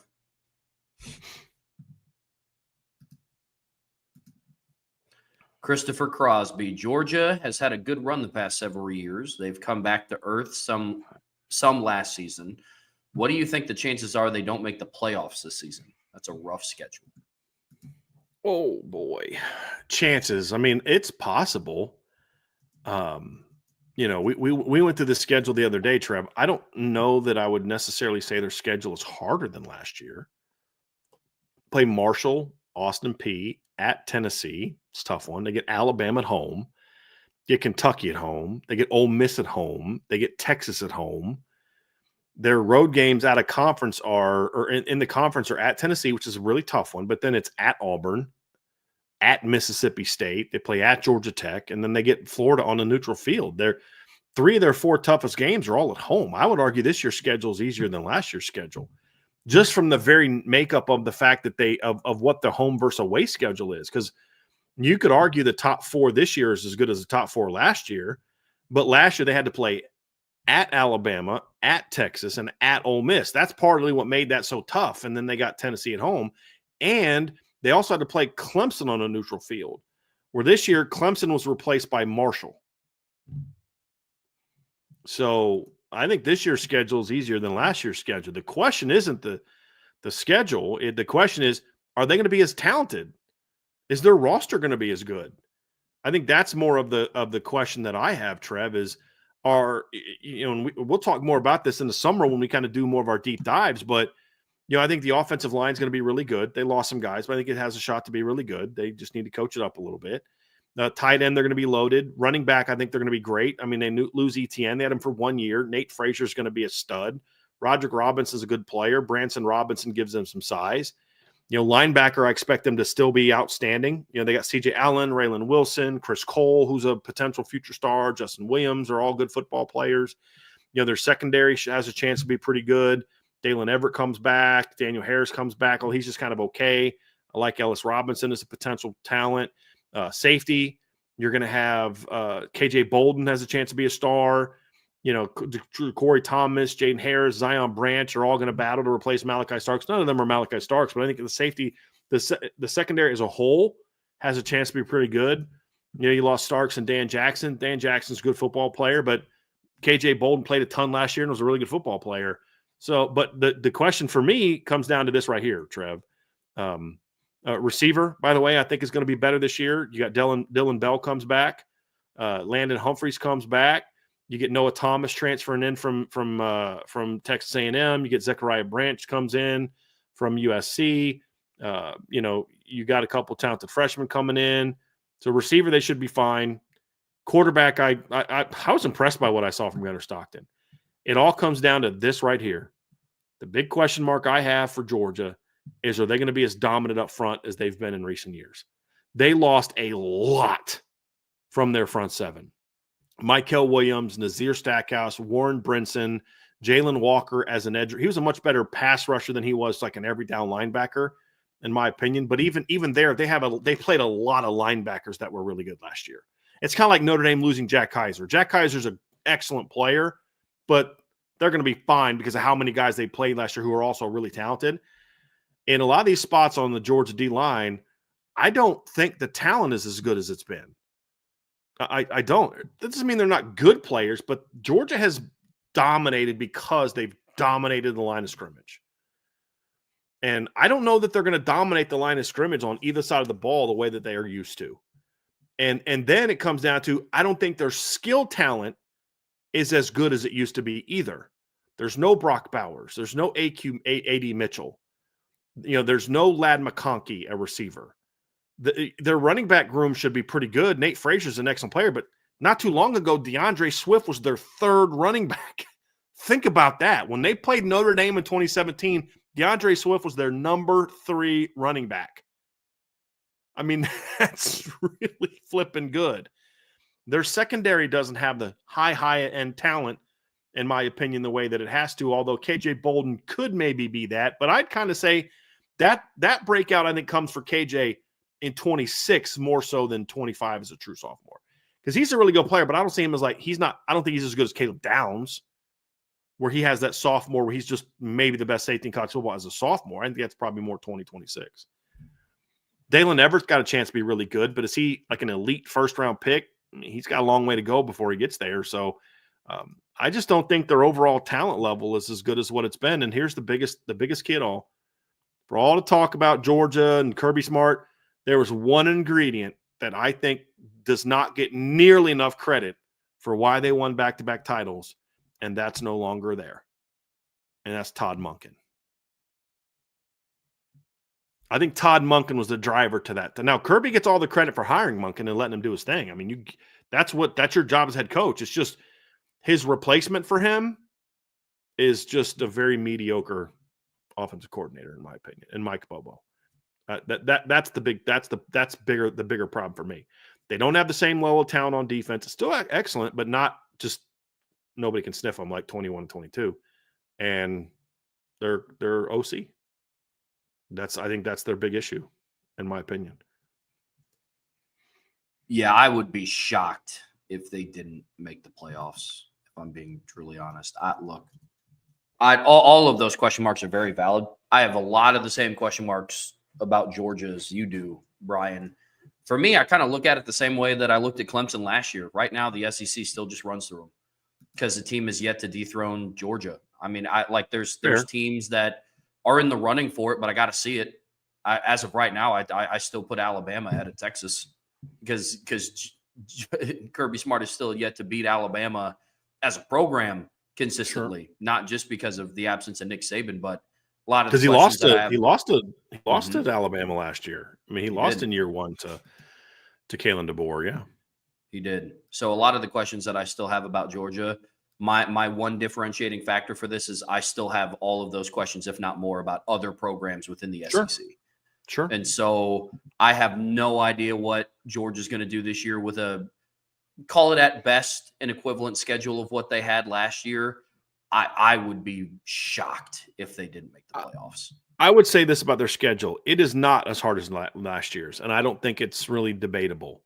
But that doesn't matter. The question is it still one of the 2 or 3 toughest schedules in college football? That is an absolute fact. Oh, yeah. Because even though you get Ole Miss, Alabama, and who's the other one I said? It's Ole Miss, Alabama, and Texas at home. I mean, you still got to play Alabama, Texas, and Ole Miss. I don't care where you're playing them. That's still not an easy schedule. But, you drop LSU. I mean, you drop Clemson for Marshall. That alone. And then those other 3 teams, you're going from having to play all of them on the road to all of them at home. It's just not as hard. But to your point, Trev, they got to finish outside the top 4 in the SEC not to make the playoff. Yeah. They were close to that last year. They were 7 overtime and terrible officiating away from being in a situation where if they don't beat Texas, they're not going to the playoffs. Like they needed the automatic bid the same way Clemson did. If they don't lose the last regular season game of the year to Georgia Tech, if they don't come back from down 17 to win that game in 7 overtimes, if they don't beat Texas, they're not in the playoffs. There's no way a 4-loss Georgia team is in the playoffs, in my opinion. Not one that had just lost at home to an ACC team that was 500, just above 500. So to your point, it still runs through them because everybody else kind of choked away. But I look at it, the reason that I think it's more in doubt maybe than you do is I still agree with what I have a lot of questions, but I think LSU is going to be better this year. I think Ole Miss takes a step back. I think Bama's going to be better. I think Tennessee has a shot to be better. I think Texas is going to be even better than they were last year in certain areas. I think A&M is going to be better this year. I think the league as a whole had a dip last year, so Georgia wasn't exposed the way that they have a shot to be exposed this year. So there's questions abound everywhere. I just look at the schedule and I'm like, because you'll hear my language about the SEC this offseason is a whole lot different than what my language was about the SEC last offseason.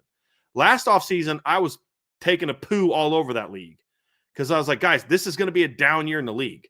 And it was. But part of that is because some teams are going through some transitions. And now they're going to kind of reascend. I've said that about Bama. I've said that potentially about LSU. I've said that about some other teams. A&M now going into year 2 of the Mike Elko era. There's just, to me, there's more of that to make it to where, it could be tougher for them. I think Auburn has a chance to be better this year than they were last year. Could a team like Auburn, pull off an upset over Georgia? Well, they got a lot better shot this year than they did last year when they had to play at Georgia with a roster that wasn't as good. They're going to have a better roster this year. Is it good enough to beat Georgia? Shouldn't. But we saw Georgia not play to their potential. I mean, they almost lost at Kentucky last year. So, I said last year that Georgia was not going to be the same program moving forward for a lot of reasons. And last year confirmed that to me. I mean, Trev, they played in 60 Minutes Notre Dame. It was very obvious that Notre Dame was the better football team and had the better roster. It was very obvious. There's spots where Georgia was better. But for the most part, I mean, Notre Dame was a better football team that day. And I was talking to a buddy of mine today that runs an SEC channel, and we were talking about this. Like I said to him, if Carson Beck plays, I think that game's even worse. With how much Notre Dame's defensive line dominated that game, and the way that he was a turnover machine against the best secondary in the country at forcing turnovers, I think it would have been worse if Carson Beck played. I do too. That's all speculation. That's just like if so-and-so and so-and-so and so-and-so plays and Ohio State doesn't get any of their injured players back, Notre Dame definitely beats Ohio State. You know what I mean? Like, we don't know. We know what happened. But I've said this before. Notre Dame played a very mediocre game on offense. And that's being kind, and still beat Georgia by 13 points in SEC country. So they're not the team they were. And honestly, the only reason they beat Texas is because Texas is soft. That's it. I mean, they got – yeah. We'll just leave it at that. But yeah, and Brian Smith tweeted us out today. As a parent, how do you let your kid go play for Kirby Smart right now? I mean, yeah.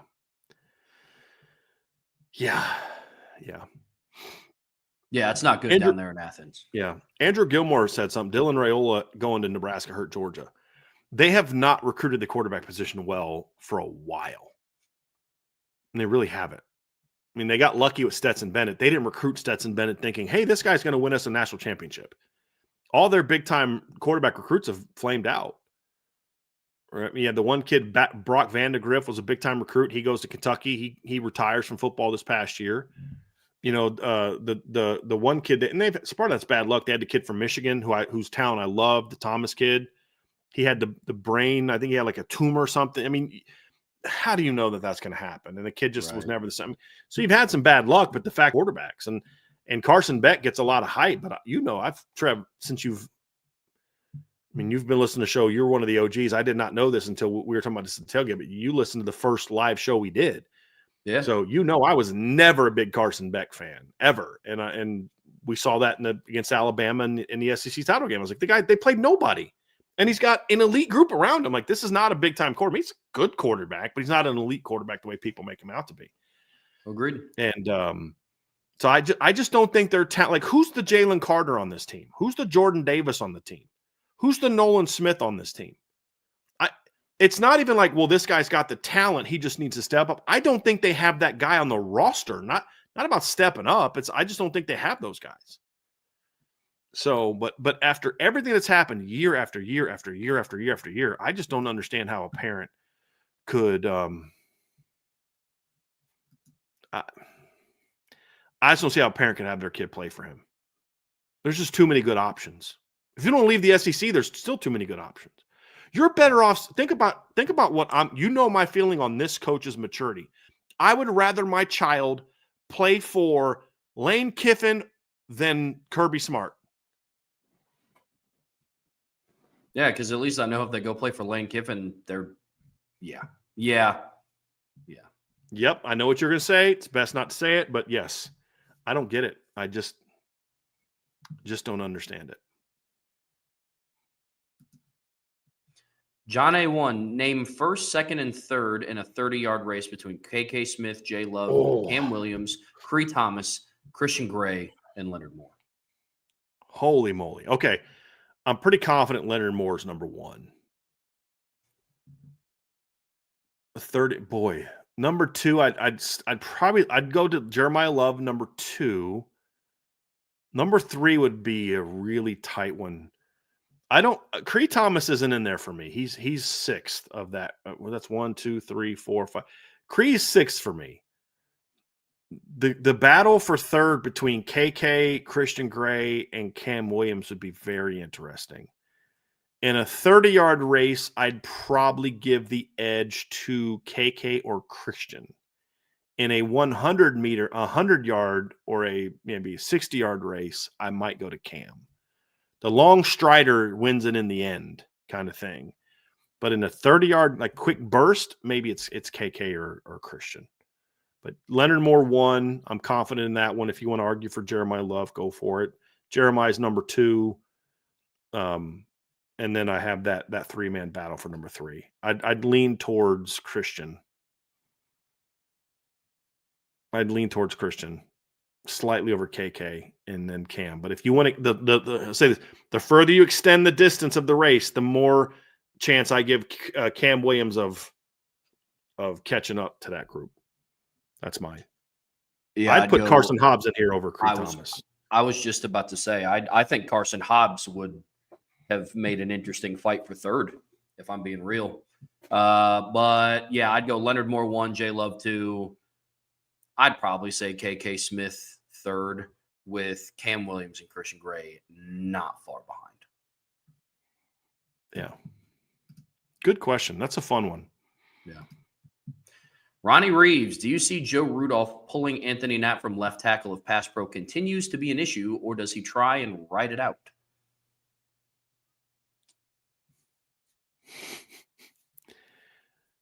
Has Joe Rudolph ever benched someone that wasn't related to an injury? Because even Sam Pendleton was related to an injury. Because Billy Schrouth went out.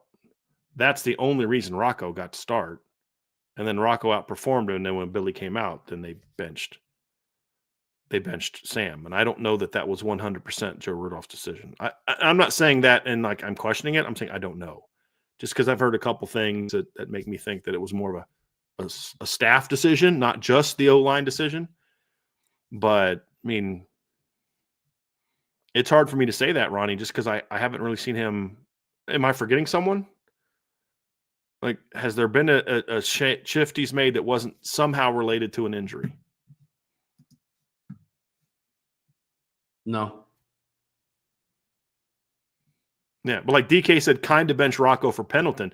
But true DK, but that's what I was saying. It even required an injury. Because if Billy doesn't go down, Rocco never gets the chance to go show that he's clearly better than Sam Pendleton at this stage in their development. Now, senior Sam Pendleton might have a good shot to be better than senior Rocco Spindler, but senior Rocco Spindler was better than redshirt freshman Sam Pendleton. So, but even then, if it's like people talk about Jagasol and how well, but Jagasol doesn't play a meaningful down in the playoffs if it's not for an injury. Rocco Spindler doesn't start this year if it's not for an injury. So yeah, I think that's kind of problematic. But I haven't seen. So maybe he will. I don't know, because the other thing too is, who is he going to? I mean, they clearly had no faith in Tosh Baker. Now I think we could debate that maybe Tosh would have been a better pass block. I don't think there's much of a debate that Tosh would have been a better pass blocker than Anthony Knapp. But the makeup of that team, I think Anthony's a significantly better run blocker than Tosh.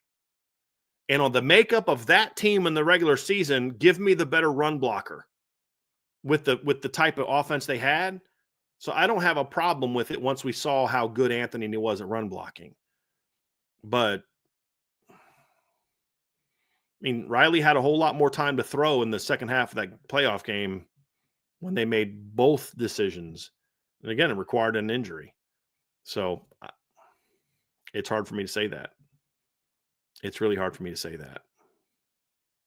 I have my doubts, but it's also unfair for me to definitively say based on what he did here, here, and here, because again, he's only been here 2 years.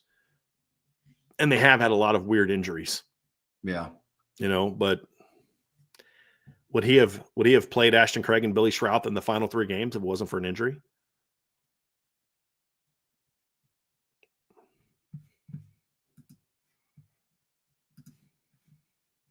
Do you believe a player should lose a starting spot during an injury?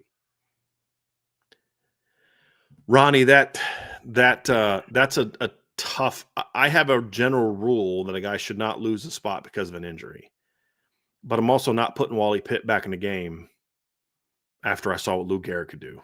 You get what I'm saying? Like there's always caveats to that, and sometimes when a guy plays well enough, you're like, I hate to break it to you, buddy, but this guy's just better than you are. And now we got a chance. The only thing you had on him was experience. And now he had to play 3 games because you were out. And now it's sorry, man. Like when Todd Helton came back from injury, he wasn't going to start over Peyton Manning the next year. You know what I'm saying? Like his little trivia, the starting quarterback for Tennessee, Peyton Manning's freshman year was Todd Helton, the future first baseman for the Colorado Rockies. And like if Todd Helton would have come back in week 6, they're still starting Peyton Manning. You know what I mean? Like sometimes like, hey man, I hate to break it to you, but you shouldn't lose a job because of an injury, but you're not losing it because of an injury. You're losing it because that dude's just better than you. And now we have game film to show it. So I usually would say no, unless it's a very clear, you're just way better than that other guy. That's kind of my takeaway on that, Trev. Yeah, I don't think you should lose your job due to an injury, but I don't think that your job should be secured because you come back from an injury. I guess that's kind of the world of gray that I live in with this one, Ronnie. Because again, it depends on how your replacement performed. And it also depends on how well you come back from that injury. Because that is another piece. This is assuming that the player who came back from injury was healthy. So that's where I'm at. It's all right. I'm not laughing at you, Trevor. I'm laughing at freaking DK. Had 2 kills.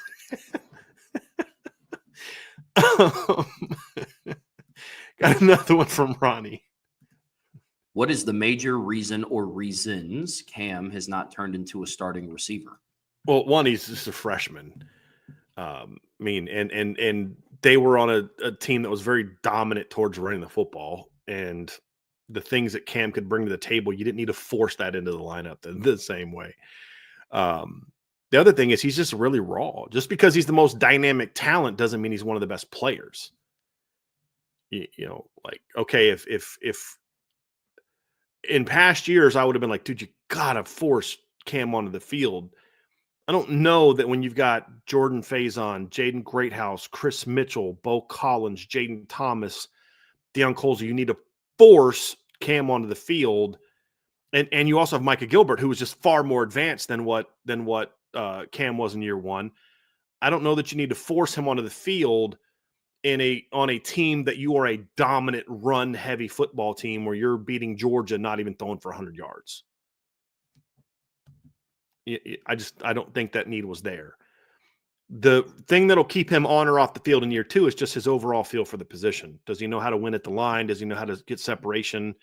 And is he able to play fast? I mean, that's the thing is if Cam's mentally willing to kind of say, okay, I just need to go out there and let her rip. And if I make a mistake, coach will correct me, but I'm going to make this mistake going 100 miles an hour.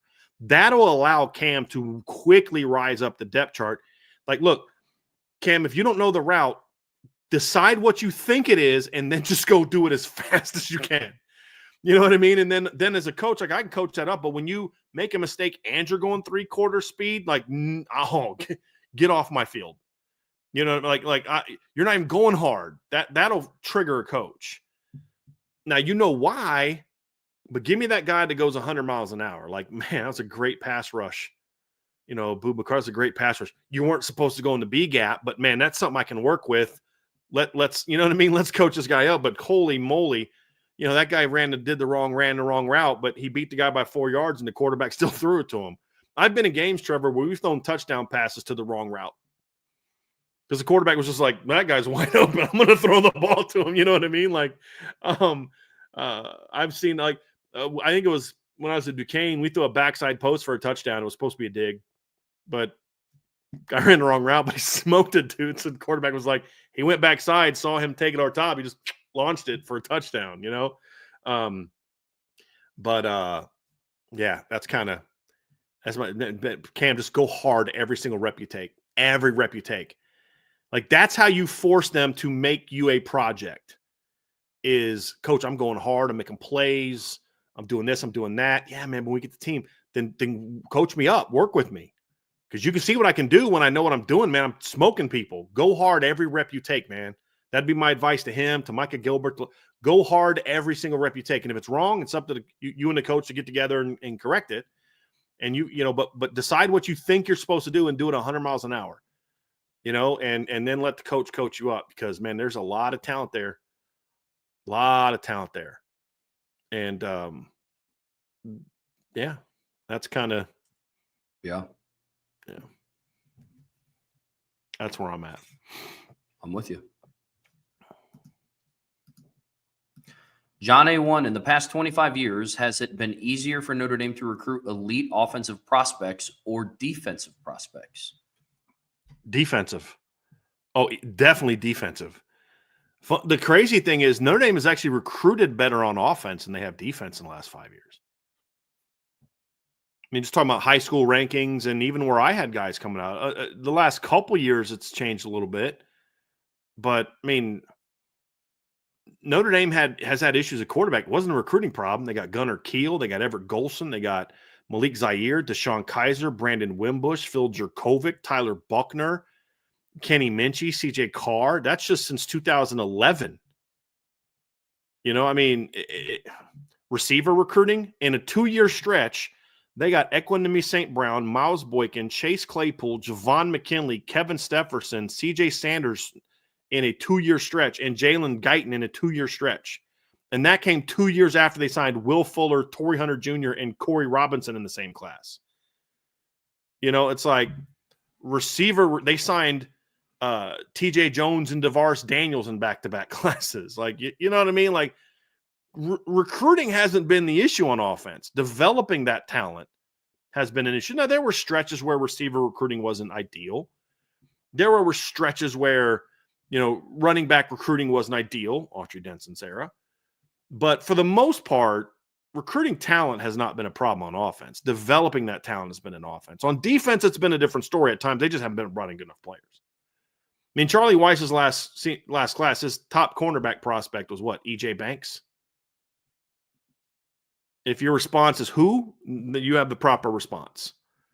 Like it was, Brian Kelly had this issue at times on defense. Like, one year they load up on D linemen, D ends. The next year they no D tackles. The next year they line up, or it was actually the other way around. 15, they loaded up on D tackles. Got Jerry Tillery, Micah Dutredway, Brandon Tiassam, what was Elijah's name?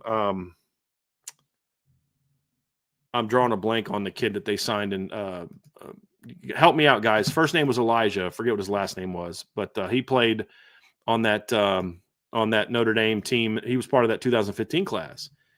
The only defensive end they signed was Bo Wallace, who didn't qualify and never actually arrived at Notre Dame. And then the next year they come out and they signed just this phenomenal Elijah Taylor.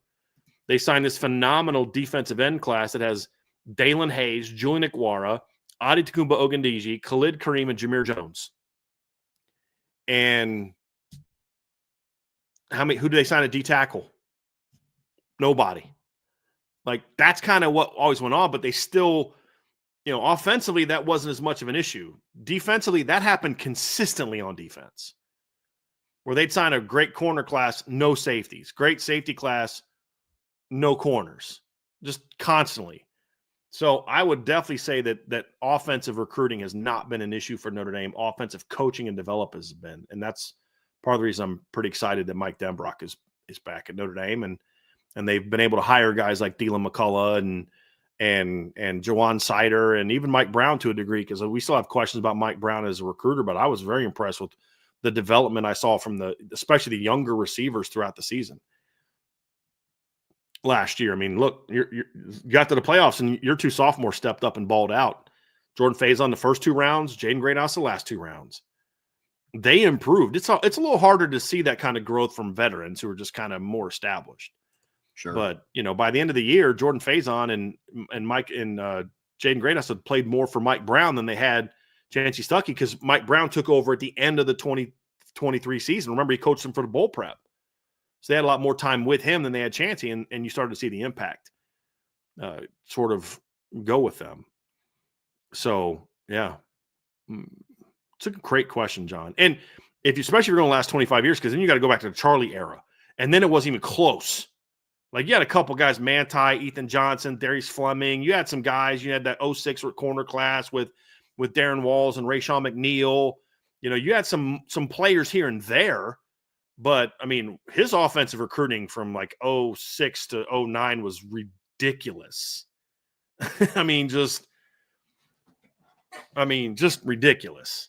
So, but just overall, it's definitely been offenses. You've been able to recruit better, easier at offense, like big time players on offense and defense. You didn't coach them up as well. That's been the bigger issue for me. Which is honestly crazy to think about. It is, right? Yeah. It can make you mad, really. I mean, sometimes when I really think about it, it really kind of frustrates me. It's like, come on, man. Mm-hmm. Ridiculous. Mm-hmm.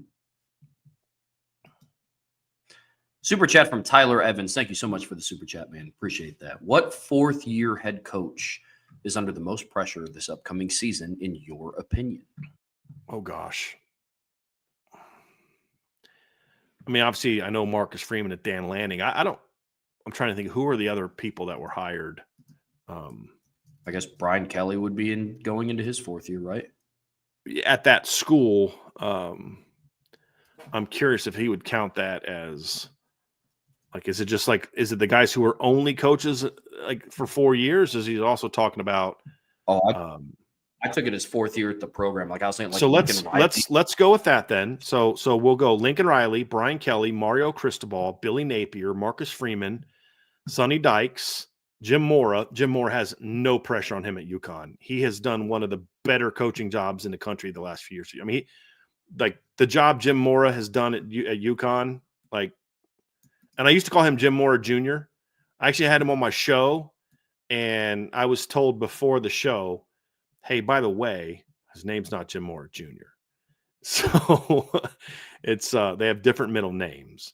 So so that he's not Jim Mora Jr. Joe Moore, you know what I'm saying. But yeah, I mean, the 9-4 job they did this past year, he's been to a bowl game twice in 2 of the last 3 years at UConn. That's your job is firm. You won 9 games at UConn in the NIL era. Your job is fully secured. Troy Summerall's he's not there anymore. Rich Rod's not there anymore. Barry Odom's not there anymore. Let's see here. Yeah, I mean, those are the main ones, Trev.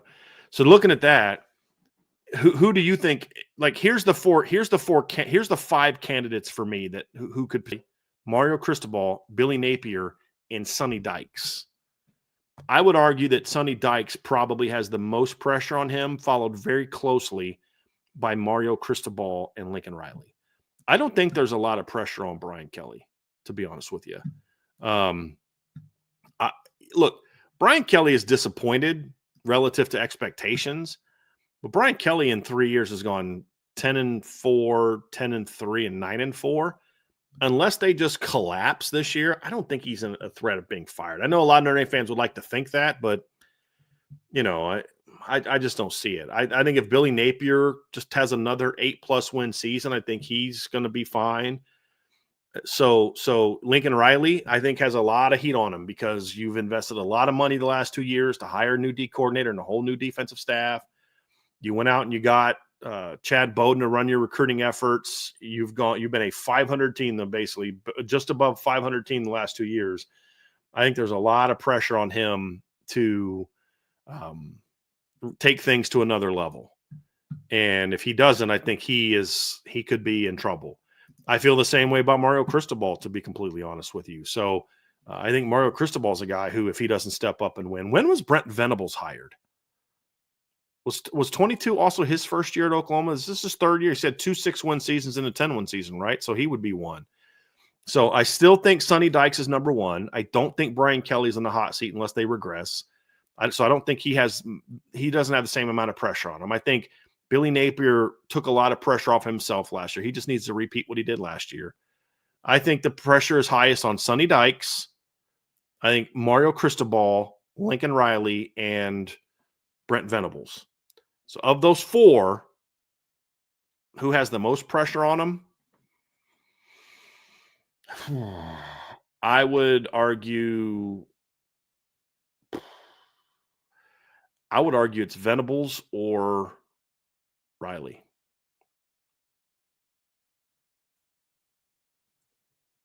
You and I see it the same. Yeah, you and I see it the same. I think just with how big of the programs that both of those guys are at, I think that has a lot to do with it, if I'm being honest. I think Lincoln Riley kind of helped themselves out a little bit with the Chad Bowden hire, because now those two guys are kind of linked together, and they're in the process of like, all right, well, now we're going through the process of rebuilding. Brett Venables at Oklahoma, I don't think can afford to have another bad season. Honestly, because at least in Lincoln Riley's case, because I'm playing it out in my mind, like just let's say we fast forward to the end of the 2025 season, and USC goes, 8-5 or 7-5 again, like one of those kind of seasons. Like, well, we're waiting to get the pieces in. I don't know what more you can say if you're Brett Venables, if I'm being honest. If you go 7-5, 6-6, like I think that would be it. So yeah, I'd probably, because that's who Brett you are Venables. now, Trev. You've had three 6-6, 6-6 type seasons, and then the 10-win season like that. But I would kind of say that's also true of Lincoln Riley, though. Like if they go 7-5 or 6-6 again, that's who you are. Because now the 11-3 in year one, I mean, that's the outlier, right? Yeah. In Venables' 10-win season would have been more recent than Lincoln Riley's most 10-win season. Here's the reason why I think I would lean towards Venables. I could argue that if they both go 7-5 this year, Venables did a better coaching job than Lincoln Riley. Here's the difference, though. What are the expectations of the people that would decide whether you're hired or fired? And I think Oklahoma just has higher expectations as a program than USC does from a school standpoint. I'm not saying that should be the case, but I'm just saying, like, let's be honest, there's a reason the Pac-12 went away, and that's because nobody really cares about football out there. I mean, there's a small group of donors, but it's just not the same thing. So that's kind of where, Yeah, I agree. Yeah. Going to be very interesting. And just so we're clear, I'm not saying Brian Kelly's done a great job at LSU. My point is if you look at the job he's done relative to these other coaches, he's done a significantly better job than Mario Cristobal and Lincoln Riley and Brent Venables and Sonny Dykes and those other coaches, because at least Kelly's been consistent. They've been 9-10-10, 10-10 and 9. Like no one's talking about Lincoln Riley being on the hot seat right now if they were 10-4, 10-3, and 9-4. It'd be like he hasn't done a good enough job, but hey, with Chad Bowden on board, no, it's like, now it doesn't mean LSU fans are happy about it. It just does it to me. It's like he doesn't have the most pressure to win. I also think he has a better roster than any of those other coaches. It's going to be easier for him to win than it will be for those other coaches. So that's kind of where I'm at. Yeah. DK's just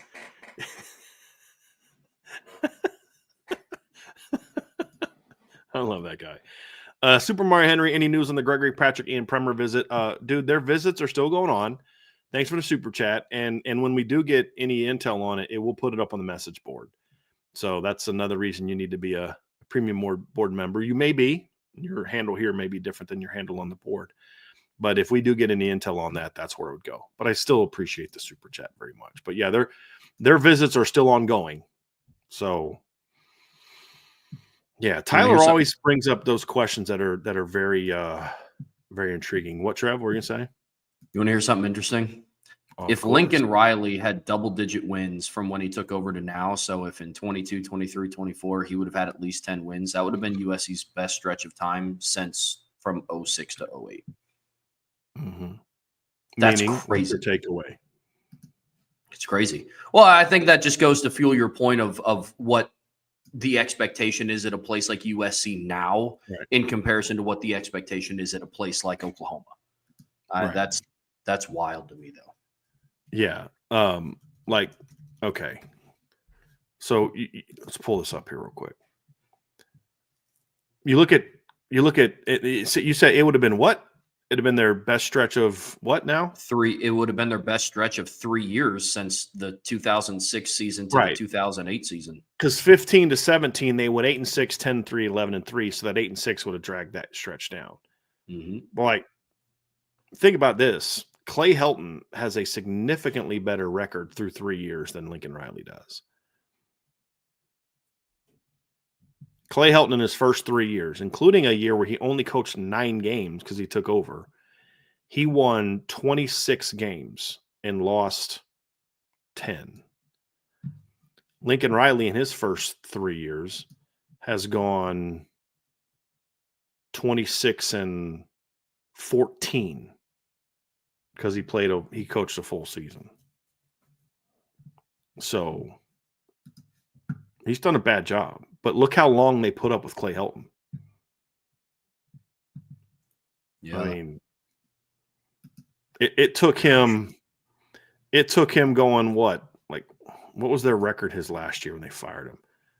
1-1. That team finished 4-8. I mean, that team was just a disaster. And that came off a year they went 5-1. They had gone 5-7, 8-5, 5-1 during COVID, and they fired him. And then they let him stand around a lot longer than he helped, than he should have. But yeah, I mean, but here's the thing, Trev. If you go back and look before Pete Carroll got there's a similar stretch where USC was kind of mediocre before then too. Which is why nobody wanted the job. Pete was like their fifth or sixth option. A bunch of dudes turned him down. So it's just Oklahoma's a different animal, man. They've had a lot of coaches only make it 2 years. And if Venables didn't have that 10-win season in year 2, he'd be toast. So, yeah, that's interesting. Tyler always brings up really good national questions. Yeah, he does. Yeah, he does. Chris Moore, has this Notre Dame staff ever taken a transfer for a kid they recruited hard coming out of high school that ultimately chose somewhere else? Examples, Bowen, Dante Moore, Deuce Knight, etc. If not, why not?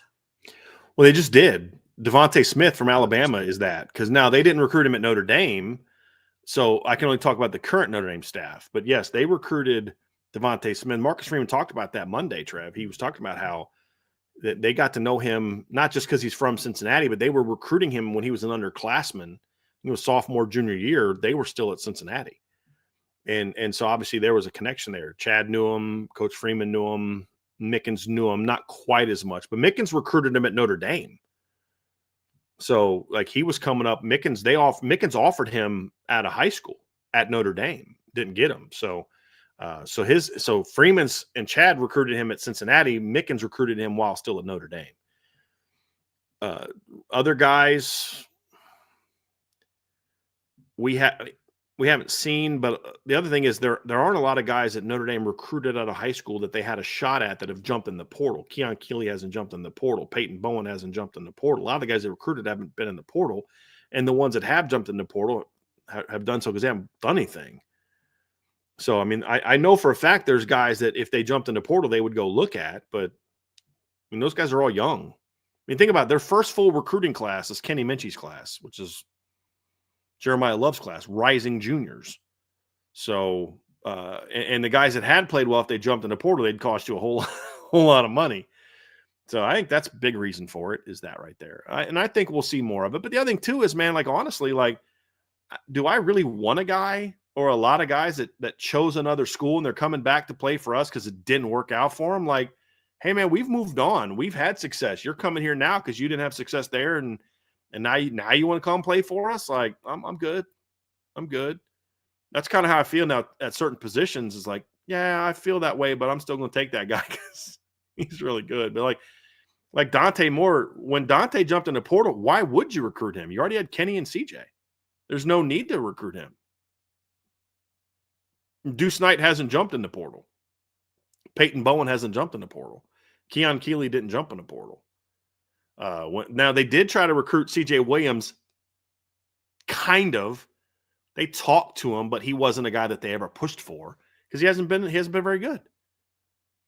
But remember Devin Moore? I think it was Devin Moore that played at Florida. If he jumped in the portal, I think Notre Dame would give him a look because when healthy, he's been a pretty good player at Florida. There's definitely been some guys that they would look at if they jumped in the portal, but just none of the good ones really have. So, but yeah, Chris, I think they would. I just think you'd have to be real. Like, I don't think they'd ever recruit Peyton Bowen. I don't know how you can recruit a kid that just flat out lied to your face as much as he lied to your face. Like, no, I'm good. Dante never lied to Notre Dame. If Notre Dame needed a quarterback and he jumped in the portal after UCLA, I just said go after him. Definitely go after him as long as you keep his dad out in California. But you didn't need him then because you already had, like I said, you replaced him with Kenny Minchie. Good. And then you also got CJ Carr, who actually committed to you before Kenny did, even though he's in a later class. So when Dante jumped in the portal, you were good at quarterback. And you had Deuce Knight. You know, so no, they didn't need that. Salty Virginia Peanuts. Does Notre Dame have a realistic chance of landing 2027 quarterback Trey Taylor? What do they need to do to make it happen? Recruit him, offer him, and recruit him harder than they have been. I mean, Sean Davis wrote an article about this, Salty, and I'd encourage you to read that. It's at irishbreakdown.com. But he basically said, like, look, he said he has a top 5 list of schools that includes like Michigan and then his next 2 schools is Notre Dame and Georgia. And he said, look, my relationships are just better with those 5 than it is with Notre Dame and Georgia right now. If Notre Dame changed that in time, they could offer him, but they'd have to overcome some things with that. But if they started doing that now, I think they could overcome it and eventually get him. But Michigan's going to be a player for him. Michigan's never needed to, well, we may like others better. We're not sure. And, you know, but like Notre Dame hasn't offered anybody else in the class. So it's not like they've offered 4 guys and then they're not going to get him. And now you're coming back to Trey. And he even said in the article, they've been honest with me. It's just that part of their honesty is this is why we're not talking to you as much as other schools may be talking to you.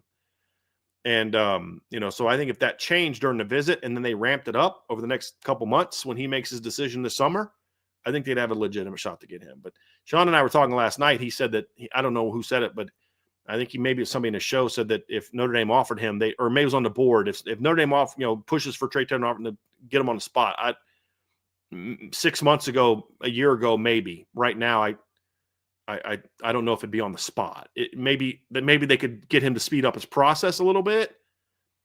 Like maybe he doesn't get all the way to June or July, but it's not going to be like he's committing as he leaves campus. That surprised me a little bit because they've got some fences that needed to be mended a little bit. We kind of talked about this earlier. Salty said Georgia O-line Marquise Easley has just been suspended for crashing his car into an apartment complex as Georgia, a CFB disgrace. That's the same day that Nitro Tuggle also got arrested for speeding. Yeah, they are, in my opinion. Doesn't really get talked about much nationally other than just, oh, by the way, this happened. Let's move on, because the biggest news organization in sports, and I use, for those listening to the podcast, I put big, giant air quotes around news organization with ESPN, because how can you properly cover a league whose success you are financially invested in? Yeah. That's like I'm a news organization whose one of my jobs is to be an investigative journalist against this corporation.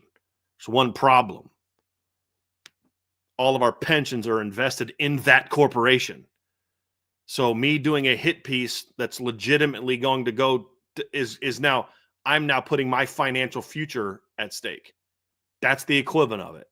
It's like that company's success, it holds my success as an organization. I'm going to go well, ESPN has made the choice. No, we're not. So we're just going to brush this stuff under the rug. Now, let that happen at a Big Ten school that they don't have a contract with, or at Notre Dame, and it's all over the place.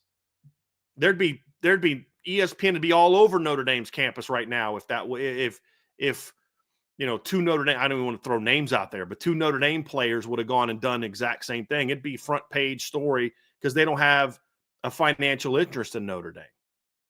But the stuff that they just kind of brush off as no big deal at Georgia, and you don't have to say the rest of the SEC, just Georgia.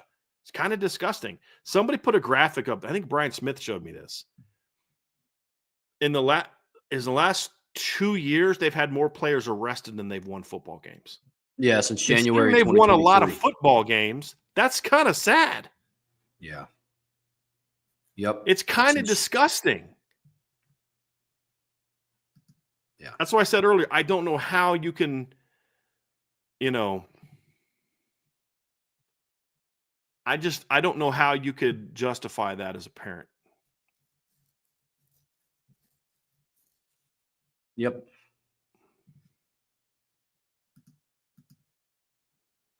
Which recruit is the highest priority? Javian Osborne, Joey O'Brien, Aiden Pouncey, Ian Premer, Rodney Dunham, or Ebenezer Iwatade? Yes.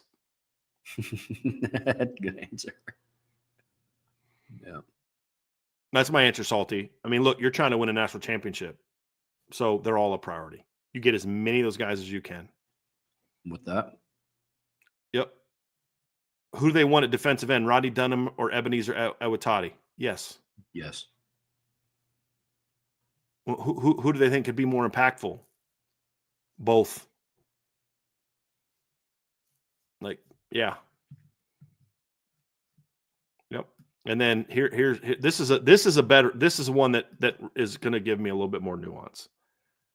Which recruit will be the hardest to land? Javian Osborne, Joey O'Brien, Aiden Pouncey, Ian Premer, Rodney Dunham, or Ebenezer Iwatade?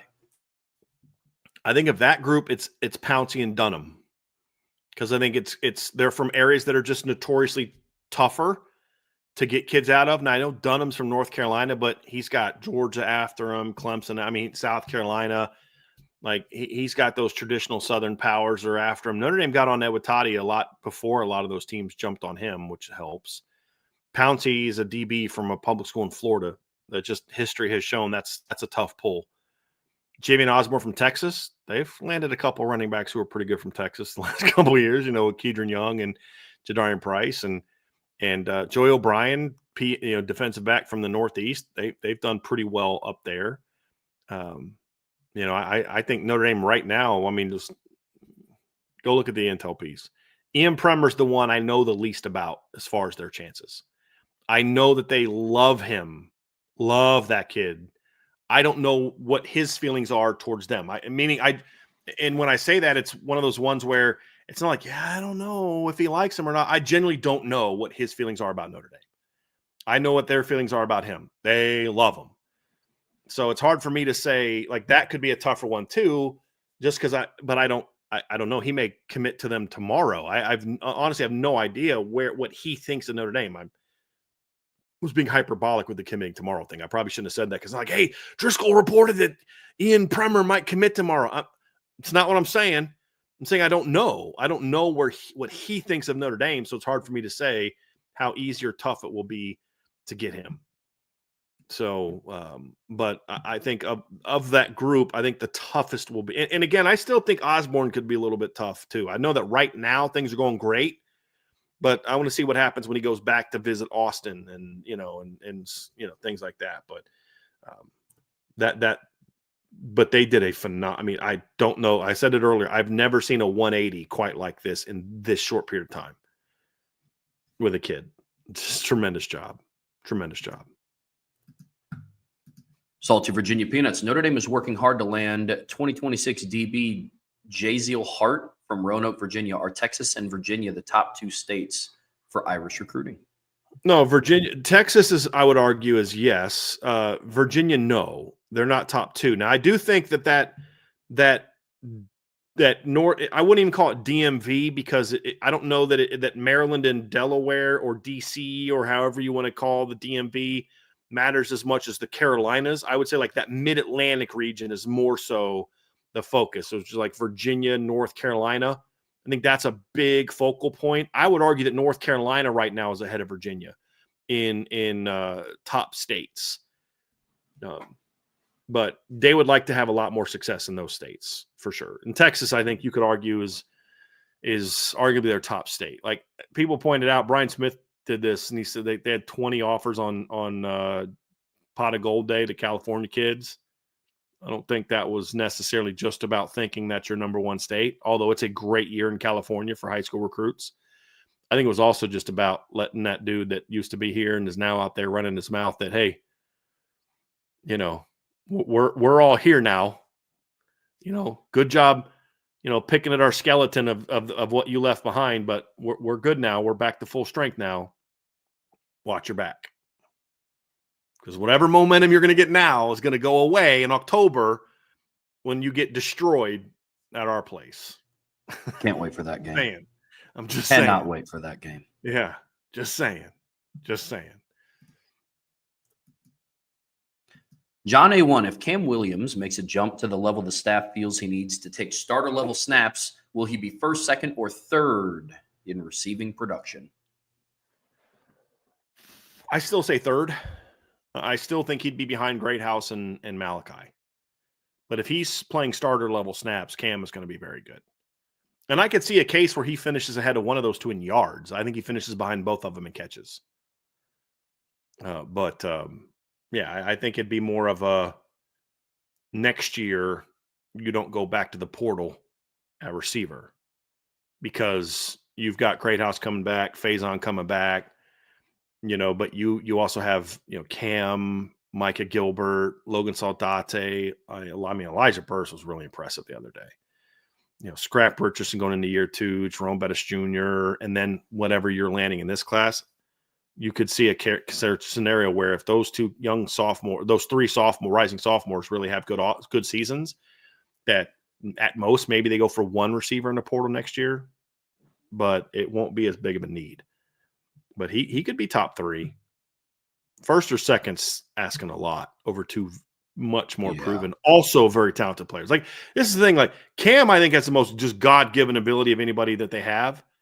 But like the gap between that, him and like Malachi Fields and Jaden Greathouse isn't like enormous. It's not like Chase Claypool and Chris Fink. You know what I mean? Like it's not that. They're still really talented as well. And so when you combine their experience and the savviness and all that, they're pretty far ahead of him right now. Yeah. Yep. Ballpeen Shalali. Which 3 position groups are your favorite to watch during spring practices for the little access that you get? It's skill guys. I mean, quarterbacks, it's always my favorite to watch just because you get to watch their footwork and how the ball's coming out. Receivers, I like to watch receivers run around. Then my next one would either be linebackers or DBs, depending on what drills they're doing. Like that would probably be mine. My favorite period to watch might be O-line, D-line one-on-ones. But that's not necessarily a position group. So, yeah. Yeah, mine are quarterback and then the skilled guys after that. Love me some one-on-ones, though. All one-on-one, like receiver DB, O-line, D-line one-on-ones. Some of the tackling drills where it's, you know, you got the linebackers on running backs. Stuff's fun. Mm-hmm.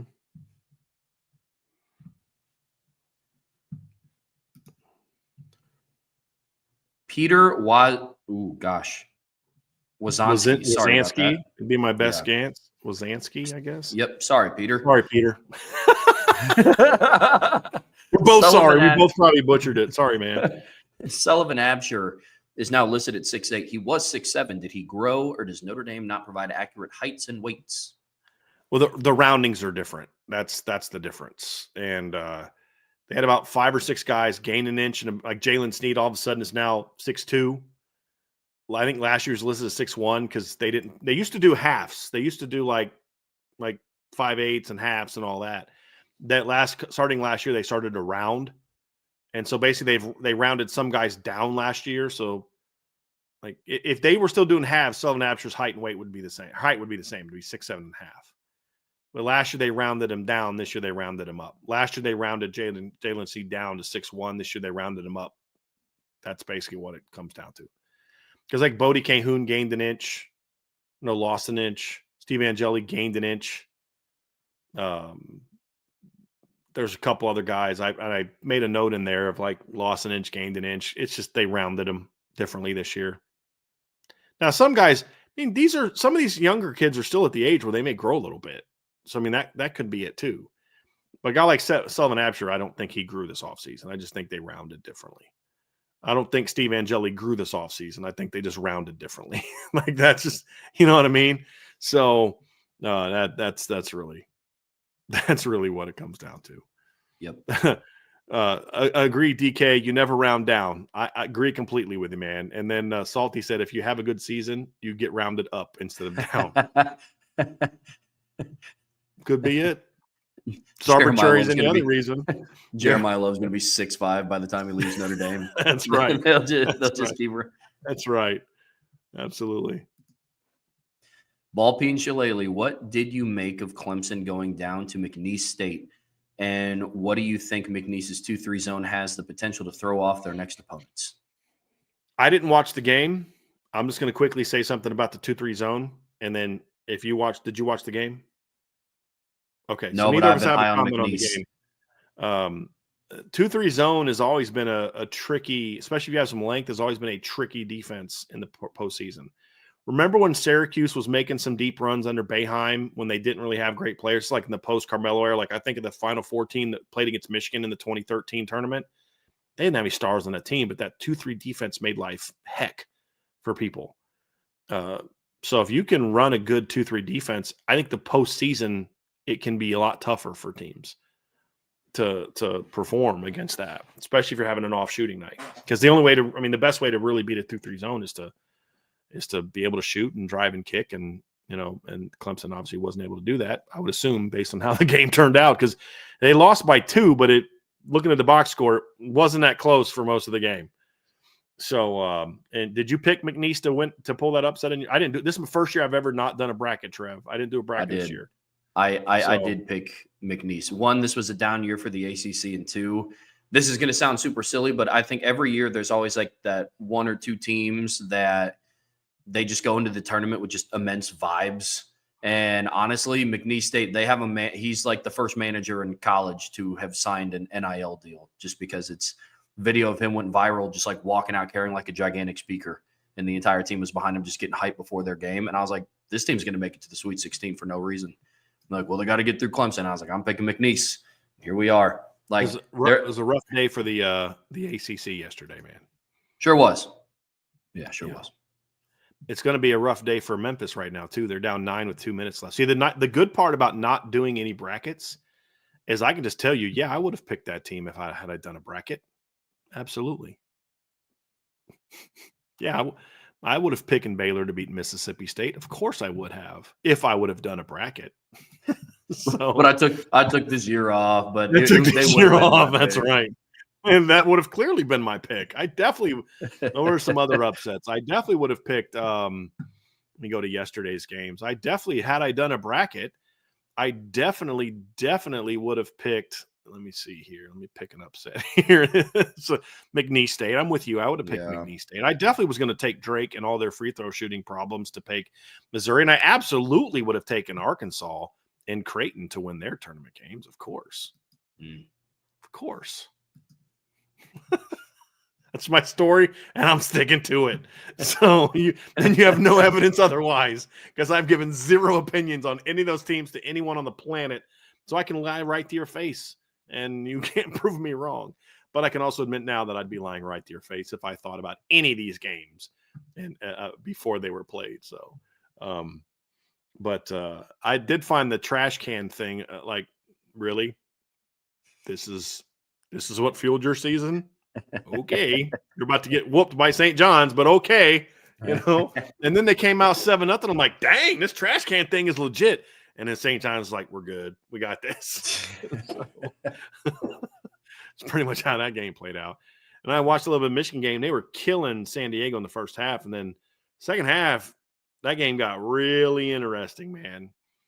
Really interesting. So Notre Dame's women's team just handled Oh my SF gosh. Austin. Well, I mean, you knew that was going to happen. Oh, yeah. The question in the women's game is more so about the Sweet 16.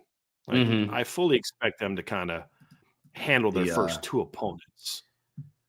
Oh, yeah. Yeah. Yep. It'll be what happens. Like, they'll handle Michigan pretty good, in my opinion. Yep. The question is going to be what happens when they get to the next round. Yep. That's the bigger Just question. hope Olivia Miles is okay. There was a report that came out that she was down holding her knee.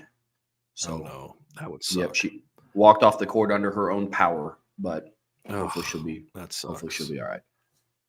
That sucks. Well, then they went to the Elite Eight last year without her, but at least they had all season to play without her. So that would suck very much bad. Liza Carlin had a nice game, 13 points, 10 rebounds. Looking at the stat sheet now, Cass had 9 points off the bench. Sonia went for 24. Hannah went for 24. Maddie went for 12. Like that's what they need right there. Is they need to be able to get their bigs more involved. They've just really struggled to get all of them involved. Like Leatu King has struggled since Maddie Westbelt's come back, getting her involved in the offense. Like that's going to be something hopefully they can do against better teams on the schedule. But yeah. It was a pretty dominant performance. And then Michigan beat the 11 seed Iowa State by 6.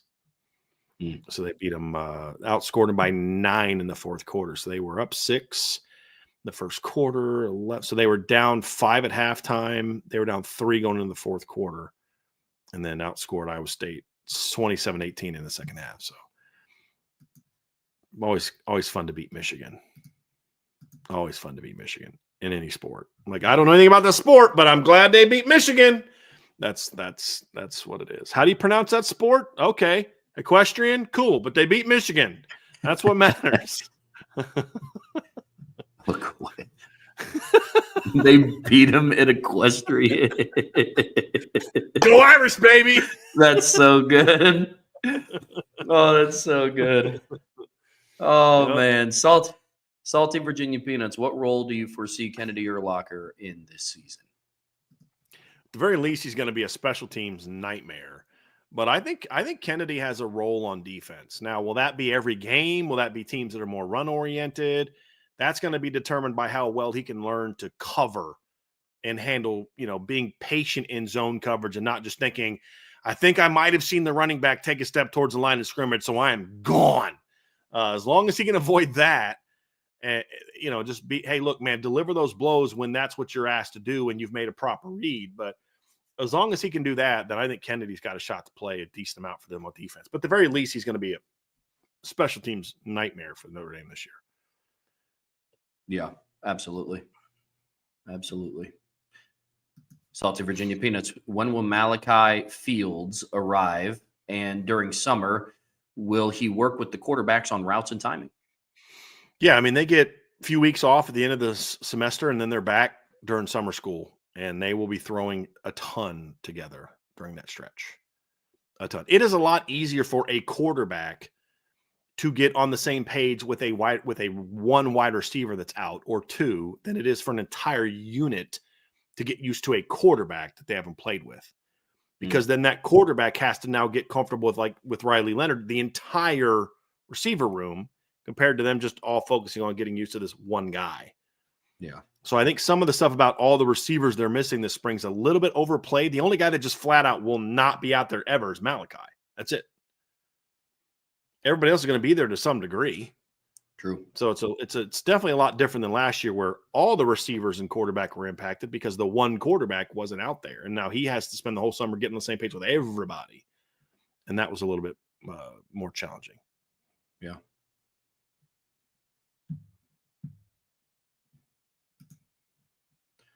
USMA 87, height and weight changes on the spring roster, which are good, which are concerning.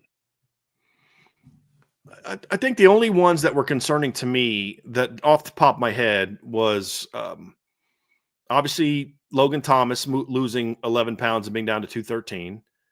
Sean Sevillano being up in the 340s. I do worry about Jalen Snead being able to handle that much of a weight gain. I mean, it's not 232 per se, but it's a 10+ pound weight gain. It's good that he looked good on day one, but now add another however many pounds of pads when they get to full pads, and let's see what he does. That one was a little bit okay. Let's kind of see how that one goes. KK Smith losing 4 pounds, apparently going from 178 to 174 was a little bit like, okay.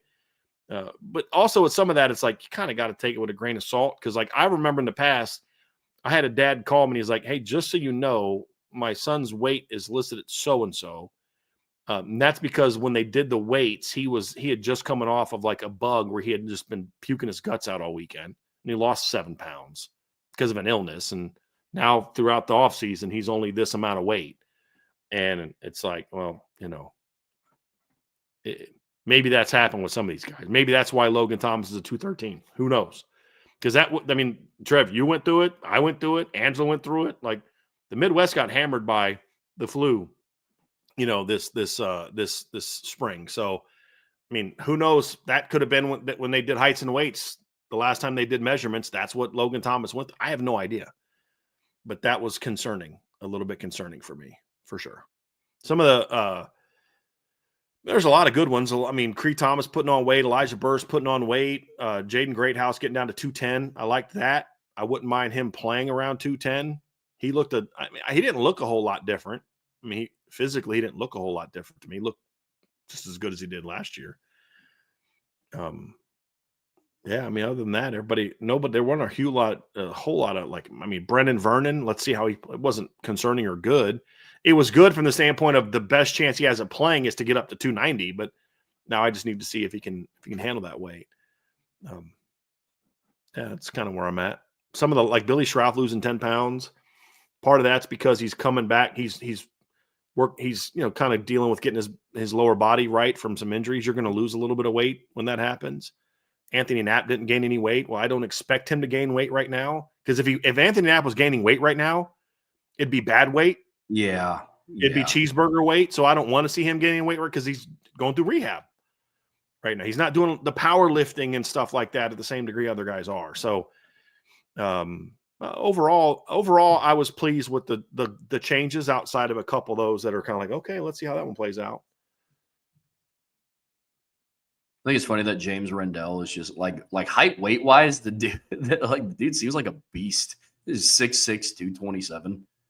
Like, that's crazy.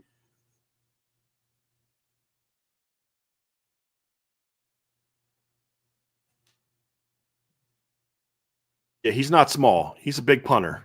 That's for sure. Yeah. Salty Virginia Peanuts. If the quarterbacks continue to perform as they did in practice 1 drills, will Kenny Minchie be QB1?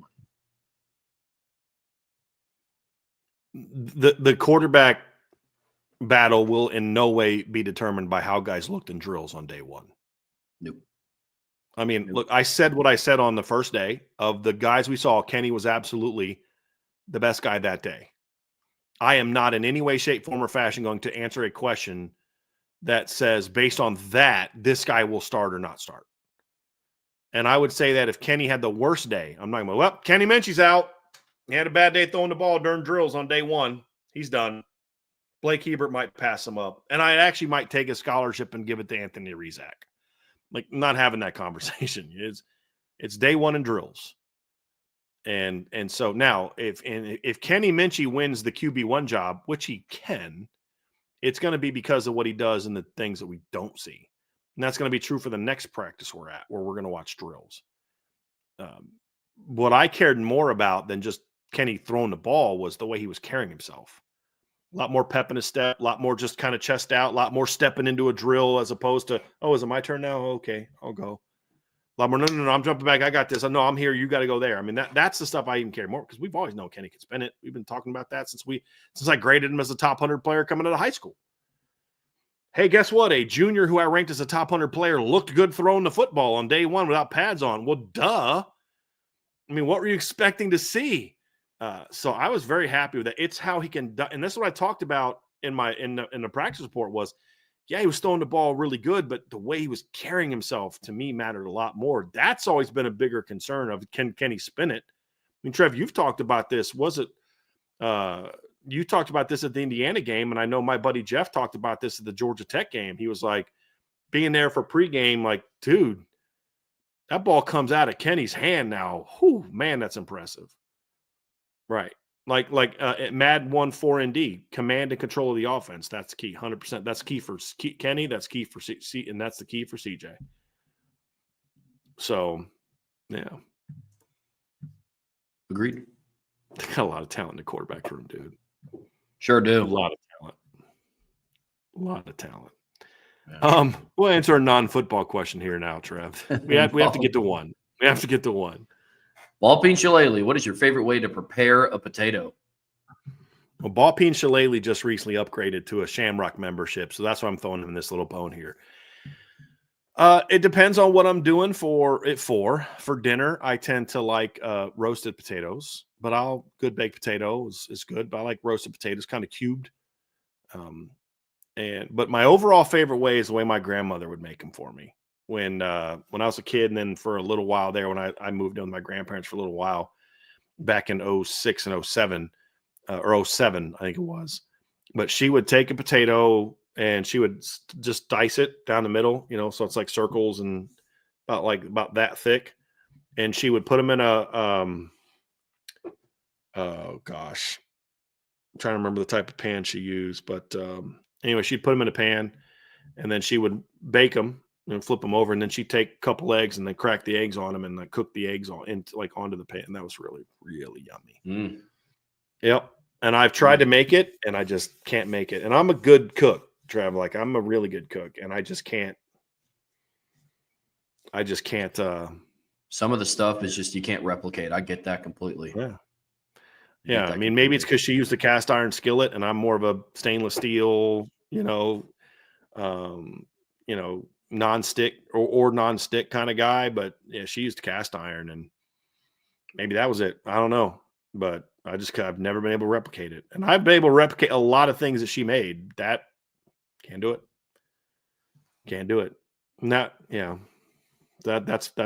was my favorite way I've ever had it. I can't prepare it that way. But yeah, roast I like to do especially like the cubed. I like to do potatoes. So I'll cut them down. I'll cut them down, slice them, but I'll cut them like that thick, and then I'll take the circle and I'll exit. So I get them, but kind of like triangles, and then I'll put them in a little bit of olive oil and salt, and just kind of stir it around. Then I'll put a little bit of like this. I have this garlic and herb seasoning.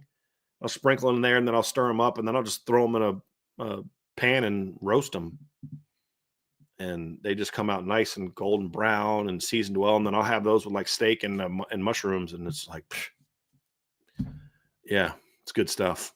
It's very good stuff. I don't know if I have one singular way. I mean, gosh, I know it's pretty basic. I love mashed potatoes. If I'm being honest with you, that's such a good side. Love mashed potatoes. Love potatoes au gratin, even though that is a real headache to make. It's just tedious. It's not hard. Gosh, my favorite kind of French fry is a crinkle cut fry. I'll die on the hill that I think that's my favorite cut of a French fry. I'm definitely a hash browns over a home fry type of guy for breakfast. Yeah. Yeah. I mean, the way I make a well done loaded baked potato or cheese fries is always that's a little unhealthy. I think my favorite way to make roasted potatoes is I'll dice them and then I'll boil them first. And then what I'll do after that is I take like a baking sheet and I put it in the oven as the oven's preheating. Put a little oil on it. So then when I put the potatoes on there, it'll like kind of fry them a little bit. Nuke them in the oven at like 425 degrees with a bunch of different seasoning. And then those come out really well. But yeah, I love potatoes. I don't think there's a way that I've had them that I haven't. Love them. Only time I've had potatoes that I don't like, that I've made potatoes, because like I'm not a big fan of scalloped potatoes and some of the things that put like a lot of stuff in them, so, especially stuff that involves like sour cream but like I've made them not well before, like where I did a bad job cooking them. But if you cook them right, there's a lot of different ways to enjoy a potato. Yes. Mm-hmm.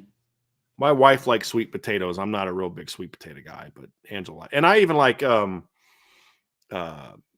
I'll even sometimes with certain meals, I'll just take some red potatoes and just boil them and just, then pop them in the oven, just kind of broil them just to get them a little bit of a crunch, but some seasoning. But yeah, that'll be a nice thing to have with dinner too. When we do the melting pot, we've been to the one in Indy once, but we would go out to the one there's a couple out in Colorado when we lived out there.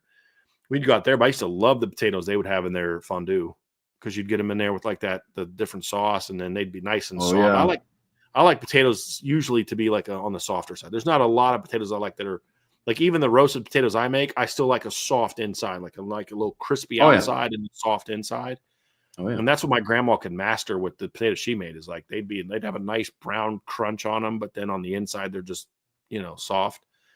But yeah, I'm hungry now. Dang it! And I'm making chicken and rice tonight. I'm not even making potatoes. I'm gonna have to call an audible. Hey, Ange, you know what? I was gonna make steak and scallops tomorrow, Trev. I've never made scallops before, and I wanted to try them. So I did this this offer for Good Chop, which is I do Moink is who I do. Like, that's the company. We get like a monthly meat delivery, and Good Chop had a special, get like $50 off for a couple months of a box. So I just tried that, and it was okay. But they have a lot more seafood than what Moink is. Just like, dude, I get steak and chicken. That's all I get from Moink. That's all I need. Sometimes bacon. But like Good Chop had like a bunch of seafood and shrimp. And so I tried some different seafood options while I was testing them out for it was like, I think, a 3-month trial. And they had scallops. I've never had scallops before. So I'm going to try to make scallops and see if I can make them. So I'm going to make steak and scallops. I may have to have some potatoes with them. So that sounds yummy. Bacon makes everything better, Andy Milton fan said, and I tend to agree with most things. I actually don't like bacon on pizza, but most things. Really? If I like bacon on something, it definitely makes that thing better. There's not a big fan of. I've never had I've had once. I had a bacon fillet that was wrapped in bacon, but I didn't like it because the way they cooked it, it was really soft. I like bacon to have a little bit of texture to it. I don't like soft bacon. So that's why I didn't like that as much. But in theory, bacon in on a steak would be really good. Yep. All right, back to football. Brian, what happened to Lou Holtz towards the end of his tenure at Notre Dame? Was he pushed out by the athletic director at the time? It certainly did not end well with Holtz and Notre Dame. That's a primary reason, but I don't think his overall lack of, like, he was pushed out by Notre Dame. There's no doubt. He was run out of town. There was too many people that there were some things that happened at Notre Dame that were, some guys got in trouble, and they kind of used that against him to hurt him. They started taking some resources away. This is things that I was told by people that cover the team. But also after, 93, Lou also started focusing more on his speaking engagements and wasn't as involved in recruiting. And then obviously made some bad defensive coordinator hires. I mean, so part of their lack of success was on Lou, but he got fired a few years after the 93 season because the AD wanted him out, and the leadership of the school there were some people that thought the football team was getting too big. And thank goodness they don't have leadership like that now. Thank goodness. Super chat from Tyler Evans. Thank you so much, Tyler. Appreciate that, man. Give me some of your most overrated college football traditions. Okay, Enter the Sandman is absolutely overrated when you see it in person. Like, I was because it takes freaking forever for them to get through the thing, and it's just like, you see the end of it on ESPN. By the time they got there, I was like, okay, finally the song's freaking over. Like, that was very overrated. I'm trying to think. I think the drum thing at Purdue is super lame. It's like, guys, it's a giant drum. Like, come on. I think the weak, soft-looking Sooner thing that Oklahoma does is kind of like lame. Trying to think some other traditions. I mean, I think most traditions are pretty cool, to be honest with you. Some of the stuff they do, like the Miami turnover chain, that was lame. Like, that was, but I wouldn't count that as a tradition. Tennessee's thing under Butch Jones with the trash can, that was stupid. Why would you want to tie anything you do to a trash can? My favorite Virginia Tech tradition was the thing that they did under Bud Foster with the lunch pail thing. I thought that was pretty cool. You know, they do the defensive guys, but I think most traditions are cool because they're all unique, you know, and it's just something kind of cool you do. Like I wouldn't go running around with a freaking buffalo, but I think it's pretty cool to watch them do it at Colorado. You know what I mean? Like, Yeah. I went over and stood next to Bevo when I went to the Texas game. Like, all right, this is cool. You know, so most of them are pretty cool. I saw the Clemson running down the hill thing in person. I thought that was kind of lame. I thought that was pretty cool. Yeah. I don't know why. Maybe it's just the angle of it on TV. Like I thought it was going to be. Where were you? In the stands. Like where? 50-yard line. Okay. Yeah, I was off to my right. The press box is kind of down near that end zone, so we're seeing them kind of come down right in front of us with the students. I thought that was pretty cool. But I can see how the angle might. The thing I thought was lame about it was a lot like the Virginia Tech thing where it takes forever. They're like videoing the freaking bus pulling up and all that. But I think the actual moment where they take off like that, I think is pretty cool. But I could see that. I could see that. Yeah, it's just as I think it's just I built it up in my head. And again, like it wouldn't make sense for them to run down a hill that has like the slope of like a mountain. But I think just in my head, seeing it on TV, I was like, man, this is about to be insane. And it was kind of looked like they ran down like the side of a drainage ditch. And I was like, all right, this is cool, I guess. It could be really freaking dangerous if you get much more steep. No, that's well, I like applicably, it would make sense for them to run down something that's just like you know what I mean? But yeah. And then another one that DK actually just put in the chat that I saw is I went to the Notre Dame Ohio State game in 22 in Columbus, and one of my buddies is diehard Ohio State. Just can't wait to watch him dot the I, and I watched it, and I was like, "Is that it?" I'm like, "Yep." I was like, "Yeah, all right, that's something that they do."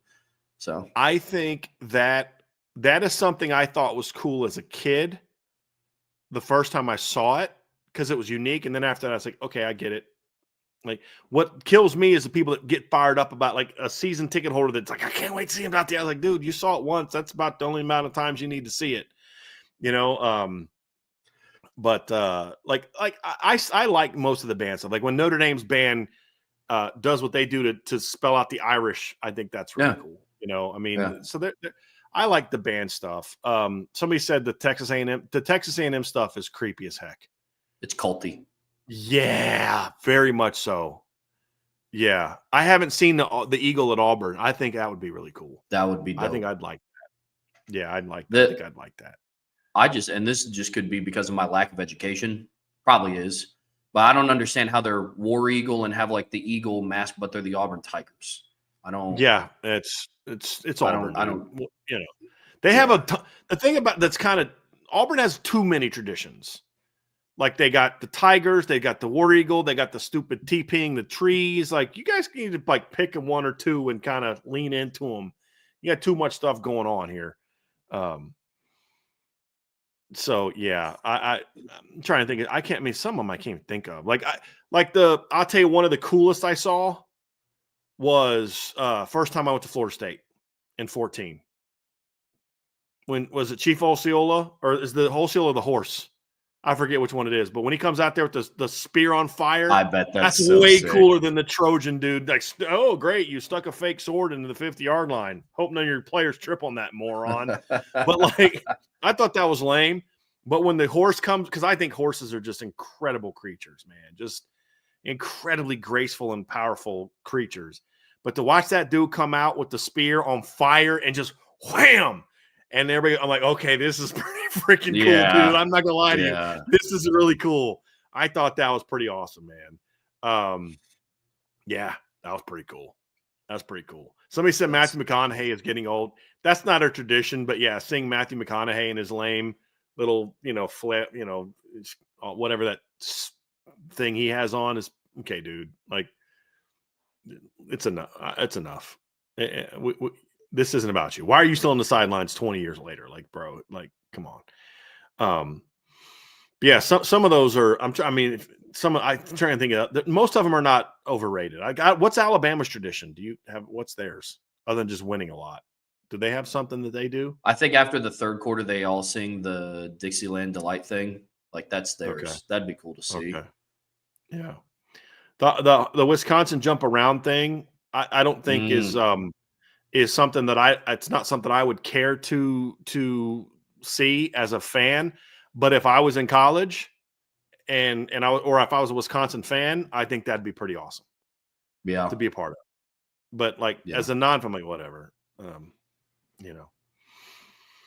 So yeah, I'm just trying to think of some. Oh, what's one I think is it's kind of new, but the thing Iowa does before the fourth quarter, they turn to the children's hospital. Really I think cool. is awesome.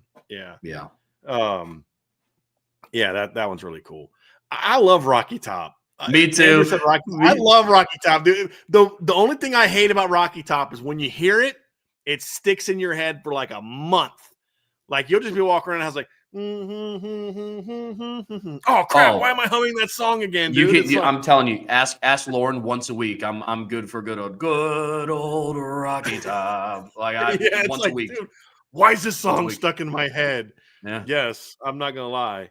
That definitely gets that one definitely gets stuck. That was a good one. That's a good one. Somebody said the USC white horse running the sidelines is stupid. Yeah, that's the only horse thing that I don't care for because it's like it's the middle of the game. Like it's anticlimactic. It doesn't. I don't know what you're doing here. Let that poor horse get out of this loud environment. But yeah, the Florida State one though was pretty flippin' awesome. That was really cool. Yeah, those are the only ones that I can even really think of. Like Michigan running out, jumping up, and touching the glow blue thing. I think that's pretty. I mean, that's cool. That's fine. Do they have any others? Does Michigan have any others?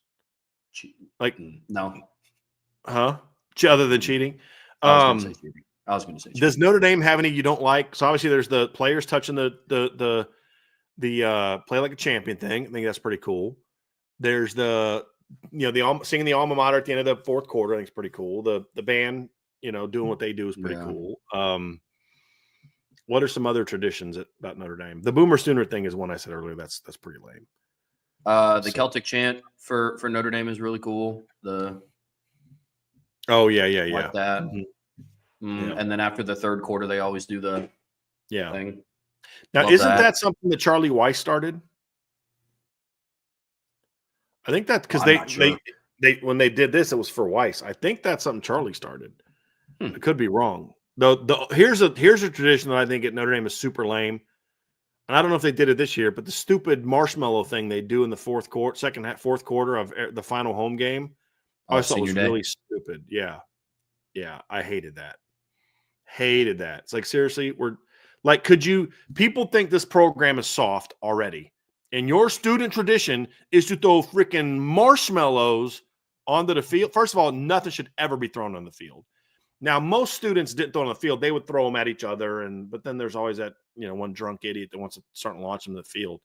But that's kind of lame. Oh, the pregame walk's another Notre Dame tradition. And thank you, Marcus Freeman, for bringing it back the way it should be, which is from not the grotto, but the Basilica. Right. Thank you for that. But yeah, the marshmallow thing is lame. But most of those others I think are pretty. And you know what's funny? Fans of other teams almost exclusively will say the traditions that Notre Dame does are pretty cool. They respect those type. Yeah. They're like, yeah, that was cool. You'll see fans of other teams at the player walk. Because it's just like, it's Notre Dame, man. I want to experience it. So that's a good question, Tyler. Very good question. Bobby S., if Patrick and Goodwin wanted to commit today, would you take both? One, and which one? Or neither?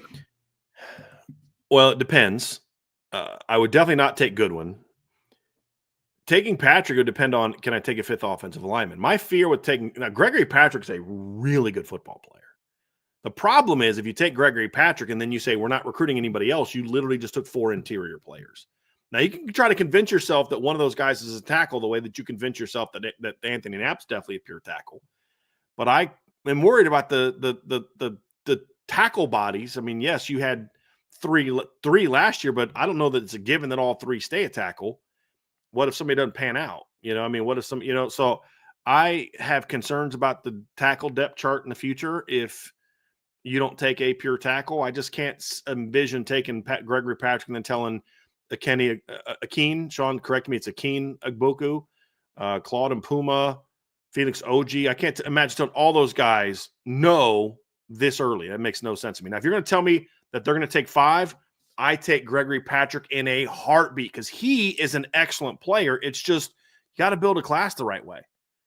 And I don't know that having him and then adding, having no other tackles really gives you the best makeup of. Now it's 3 really good blockers, and then a guy in Sullivan Garvin who I think has some upside, just needs work, but some upside. So I love the 4-man class of just talent, size, strength, and all that. If you take away, okay, how are they going to play together? That's kind of a big deal.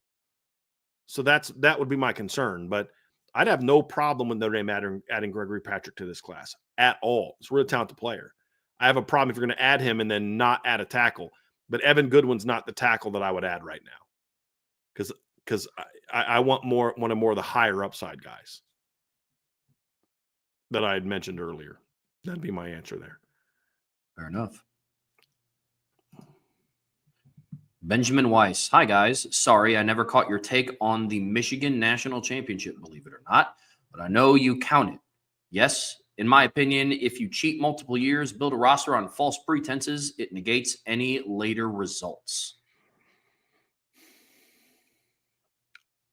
Well, I don't know that they build a roster on false pretenses. That's the one thing I would disagree with. I don't know that Michigan had any recruiting violations that were noteworthy beyond anything anyone else did, unless you count Jim Harbaugh buying cheeseburgers and not reporting to the NCAA as like a thing that resulted in them recruiting incredibly well. Now, if you're going to say, they won on false pretenses, you can make a case for that. But look, the reality is I think Michigan cheated.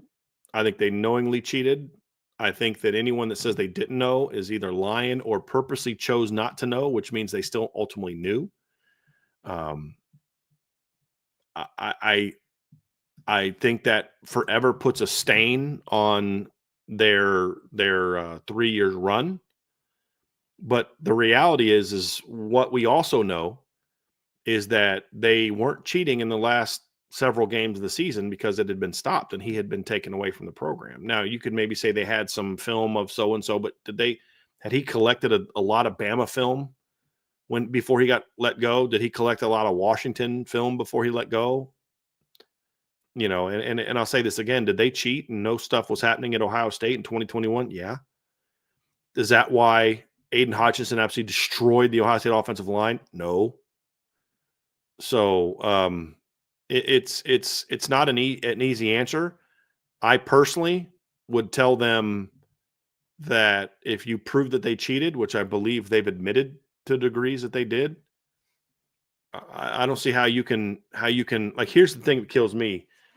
Guy cheats, take a competitive advantage. People say, well, it's not technically enrolled. Yes, it is. And they're not going to force them to vacate wins, but Notre Dame finds out 5 players were having improper, academic work done that Notre Dame found out about and dealt with on their own, and then self-reported in a way that because nobody else would have known. You're going to make them vacate 21 wins over 2 years, but Michigan doesn't have to vacate all their wins. I think it's kind of lame, but I'm also just in general, I think vacating wins is stupid because I watched Michigan, Alabama, and I watched Michigan win that game. I watched Michigan and Washington, and I watched Michigan win that game. Is it tainted? Yes. Did they win the national championship? Yes. Because I watched them do it, and they haven't taken it away. You can take Reggie Bush's trophy away, but Reggie Bush, I watched him win the 2005 Heisman. So that's kind of how I look at it. It's tainted to me, and it's not one that I've said this before, Trev. Like people, you should hire Urban Meyer. Would Notre Dame have won a title in the last 6-7 years if they'd have fired Brian Kelly in 2016 and hired Urban Meyer? Would Notre Dame have won a title by now? Probably. Why do I say that? Because that's what Urban does. Would I have felt a little dirty about it? Yeah. Would I feel a little dirty if Brian Kelly would have won a title? Yeah. Because I'm someone who still believes I want to win the right way. I still believe in that. And Michigan did not. They didn't. And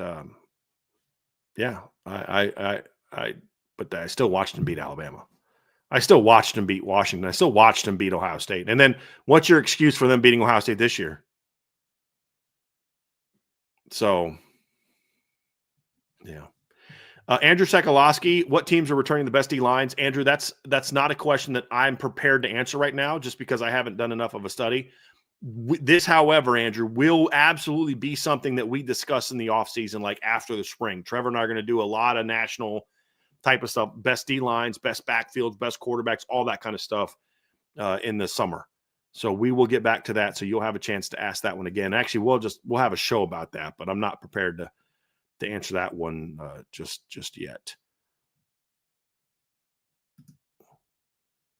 B. Huey 72. Do you think the shorter offseason affected some of the weight changes that we saw? No, sir, I don't. Because there were some dramatic ones that I don't think 2 extra weeks in the strength program would have altered a whole lot. And the distance between the end of the season and the start of spring is now kind of on par with what it's been in the past. They would normally be done beginning of late December, early January, and then they would start spring practice early March, go on spring break, and then come back and finish spring after that. So it's still almost 2 months. So you're like maybe a week off. I don't think that extra week would have added a bunch of pounds or negated losses. I don't think that not many of the losses we saw were abnormal. Most offensive linemen in the past that and I could be wrong on this, but my recollection is a lot of times you'll have offensive linemen lose 5 to 7 pounds in the offseason. And then, because right now, a lot of the winter is conditioning. So you're going to be a little leaner. Some of the younger guys are putting on a little bit more muscle because they've had more time in the strength. I mean, a lot of the weight gains are younger players or guys trying to bulk up like a Jalen Sneed, like a Brendan Vernon, because they feel the need to bulk up to battle for a job. But most guys will lose a little bit of weight, put it back on if they're linemen. Stuff like that doesn't bother me. So I didn't find most of it abnormal, to be honest with you. And every year there's some that are like, whoa, that was a big loss. That was a big gain. But it didn't seem to be anything extraordinary. It's a fair question, but I think and I would have felt better about this.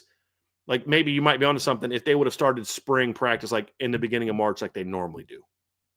Then I'd say, hey, they're 2-3 weeks short on where they should be in the strength program right now.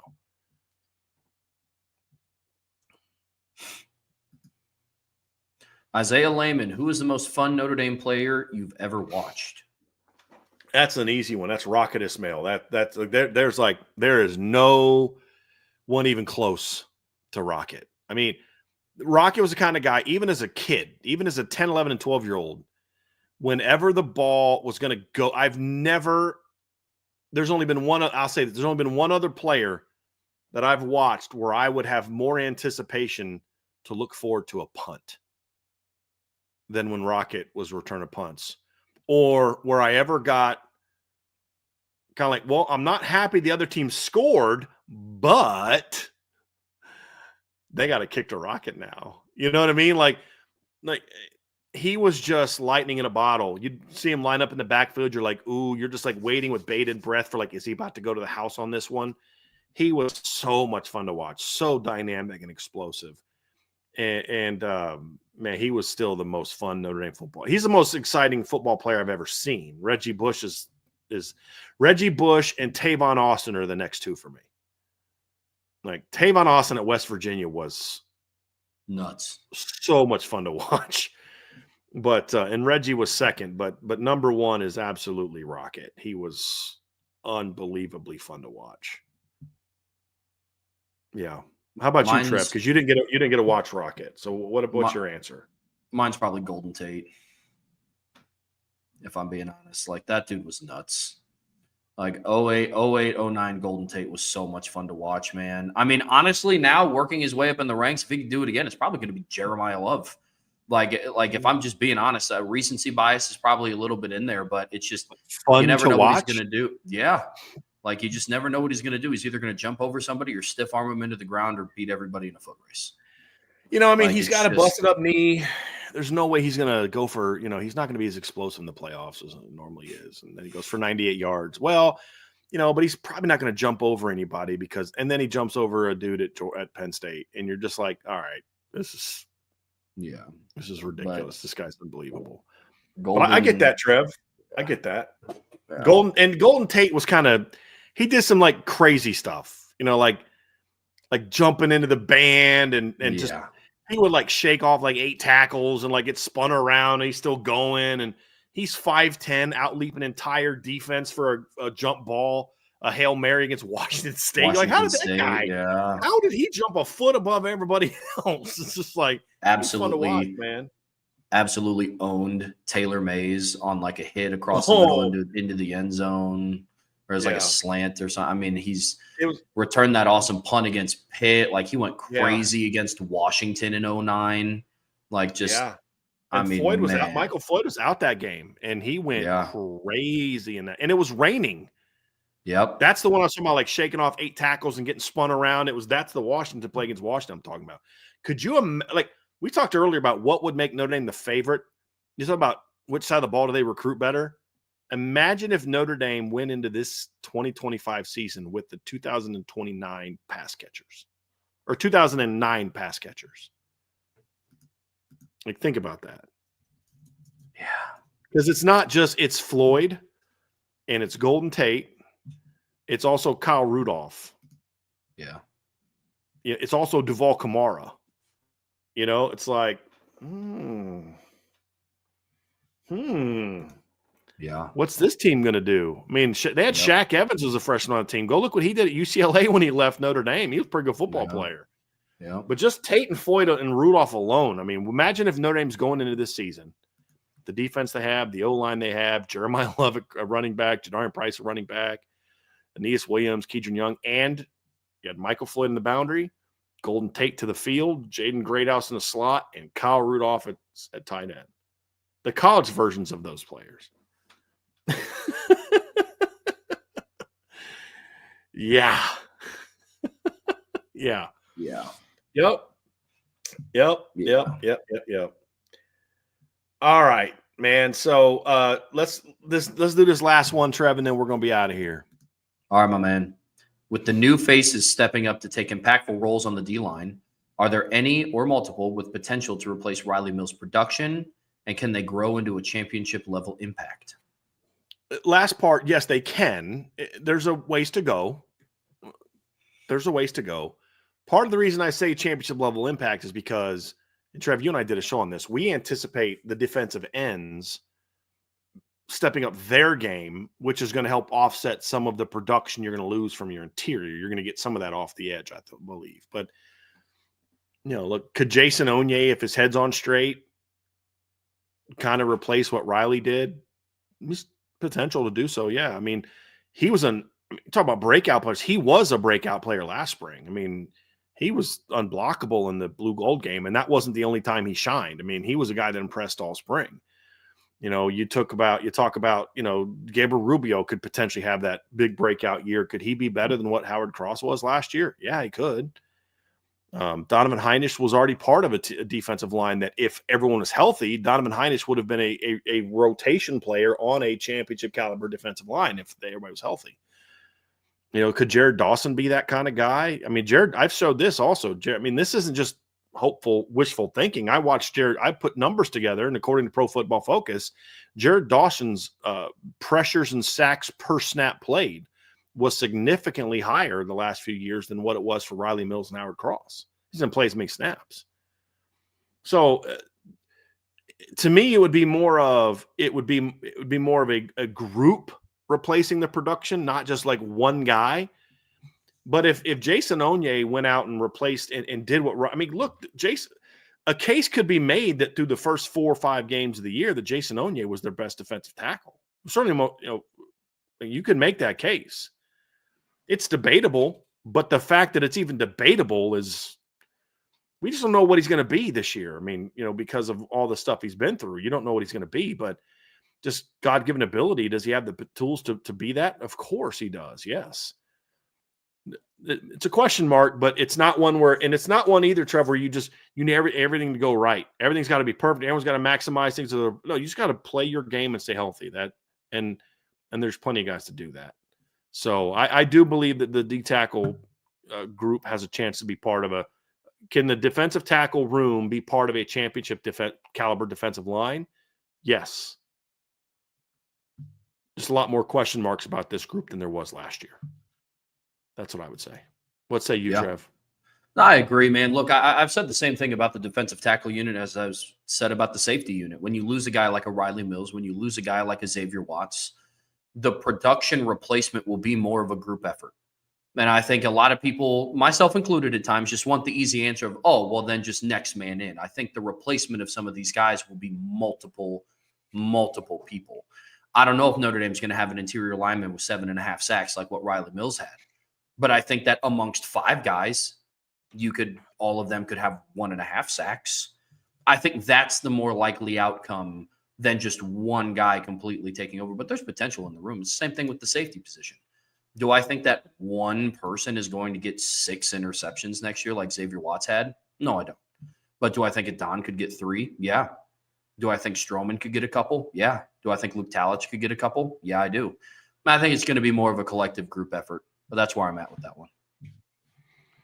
Love it. Love it. Great questions today, everybody. A lot of fun today. Great chat today. Really appreciate y'all. Trev, why don't you take us out of here, man?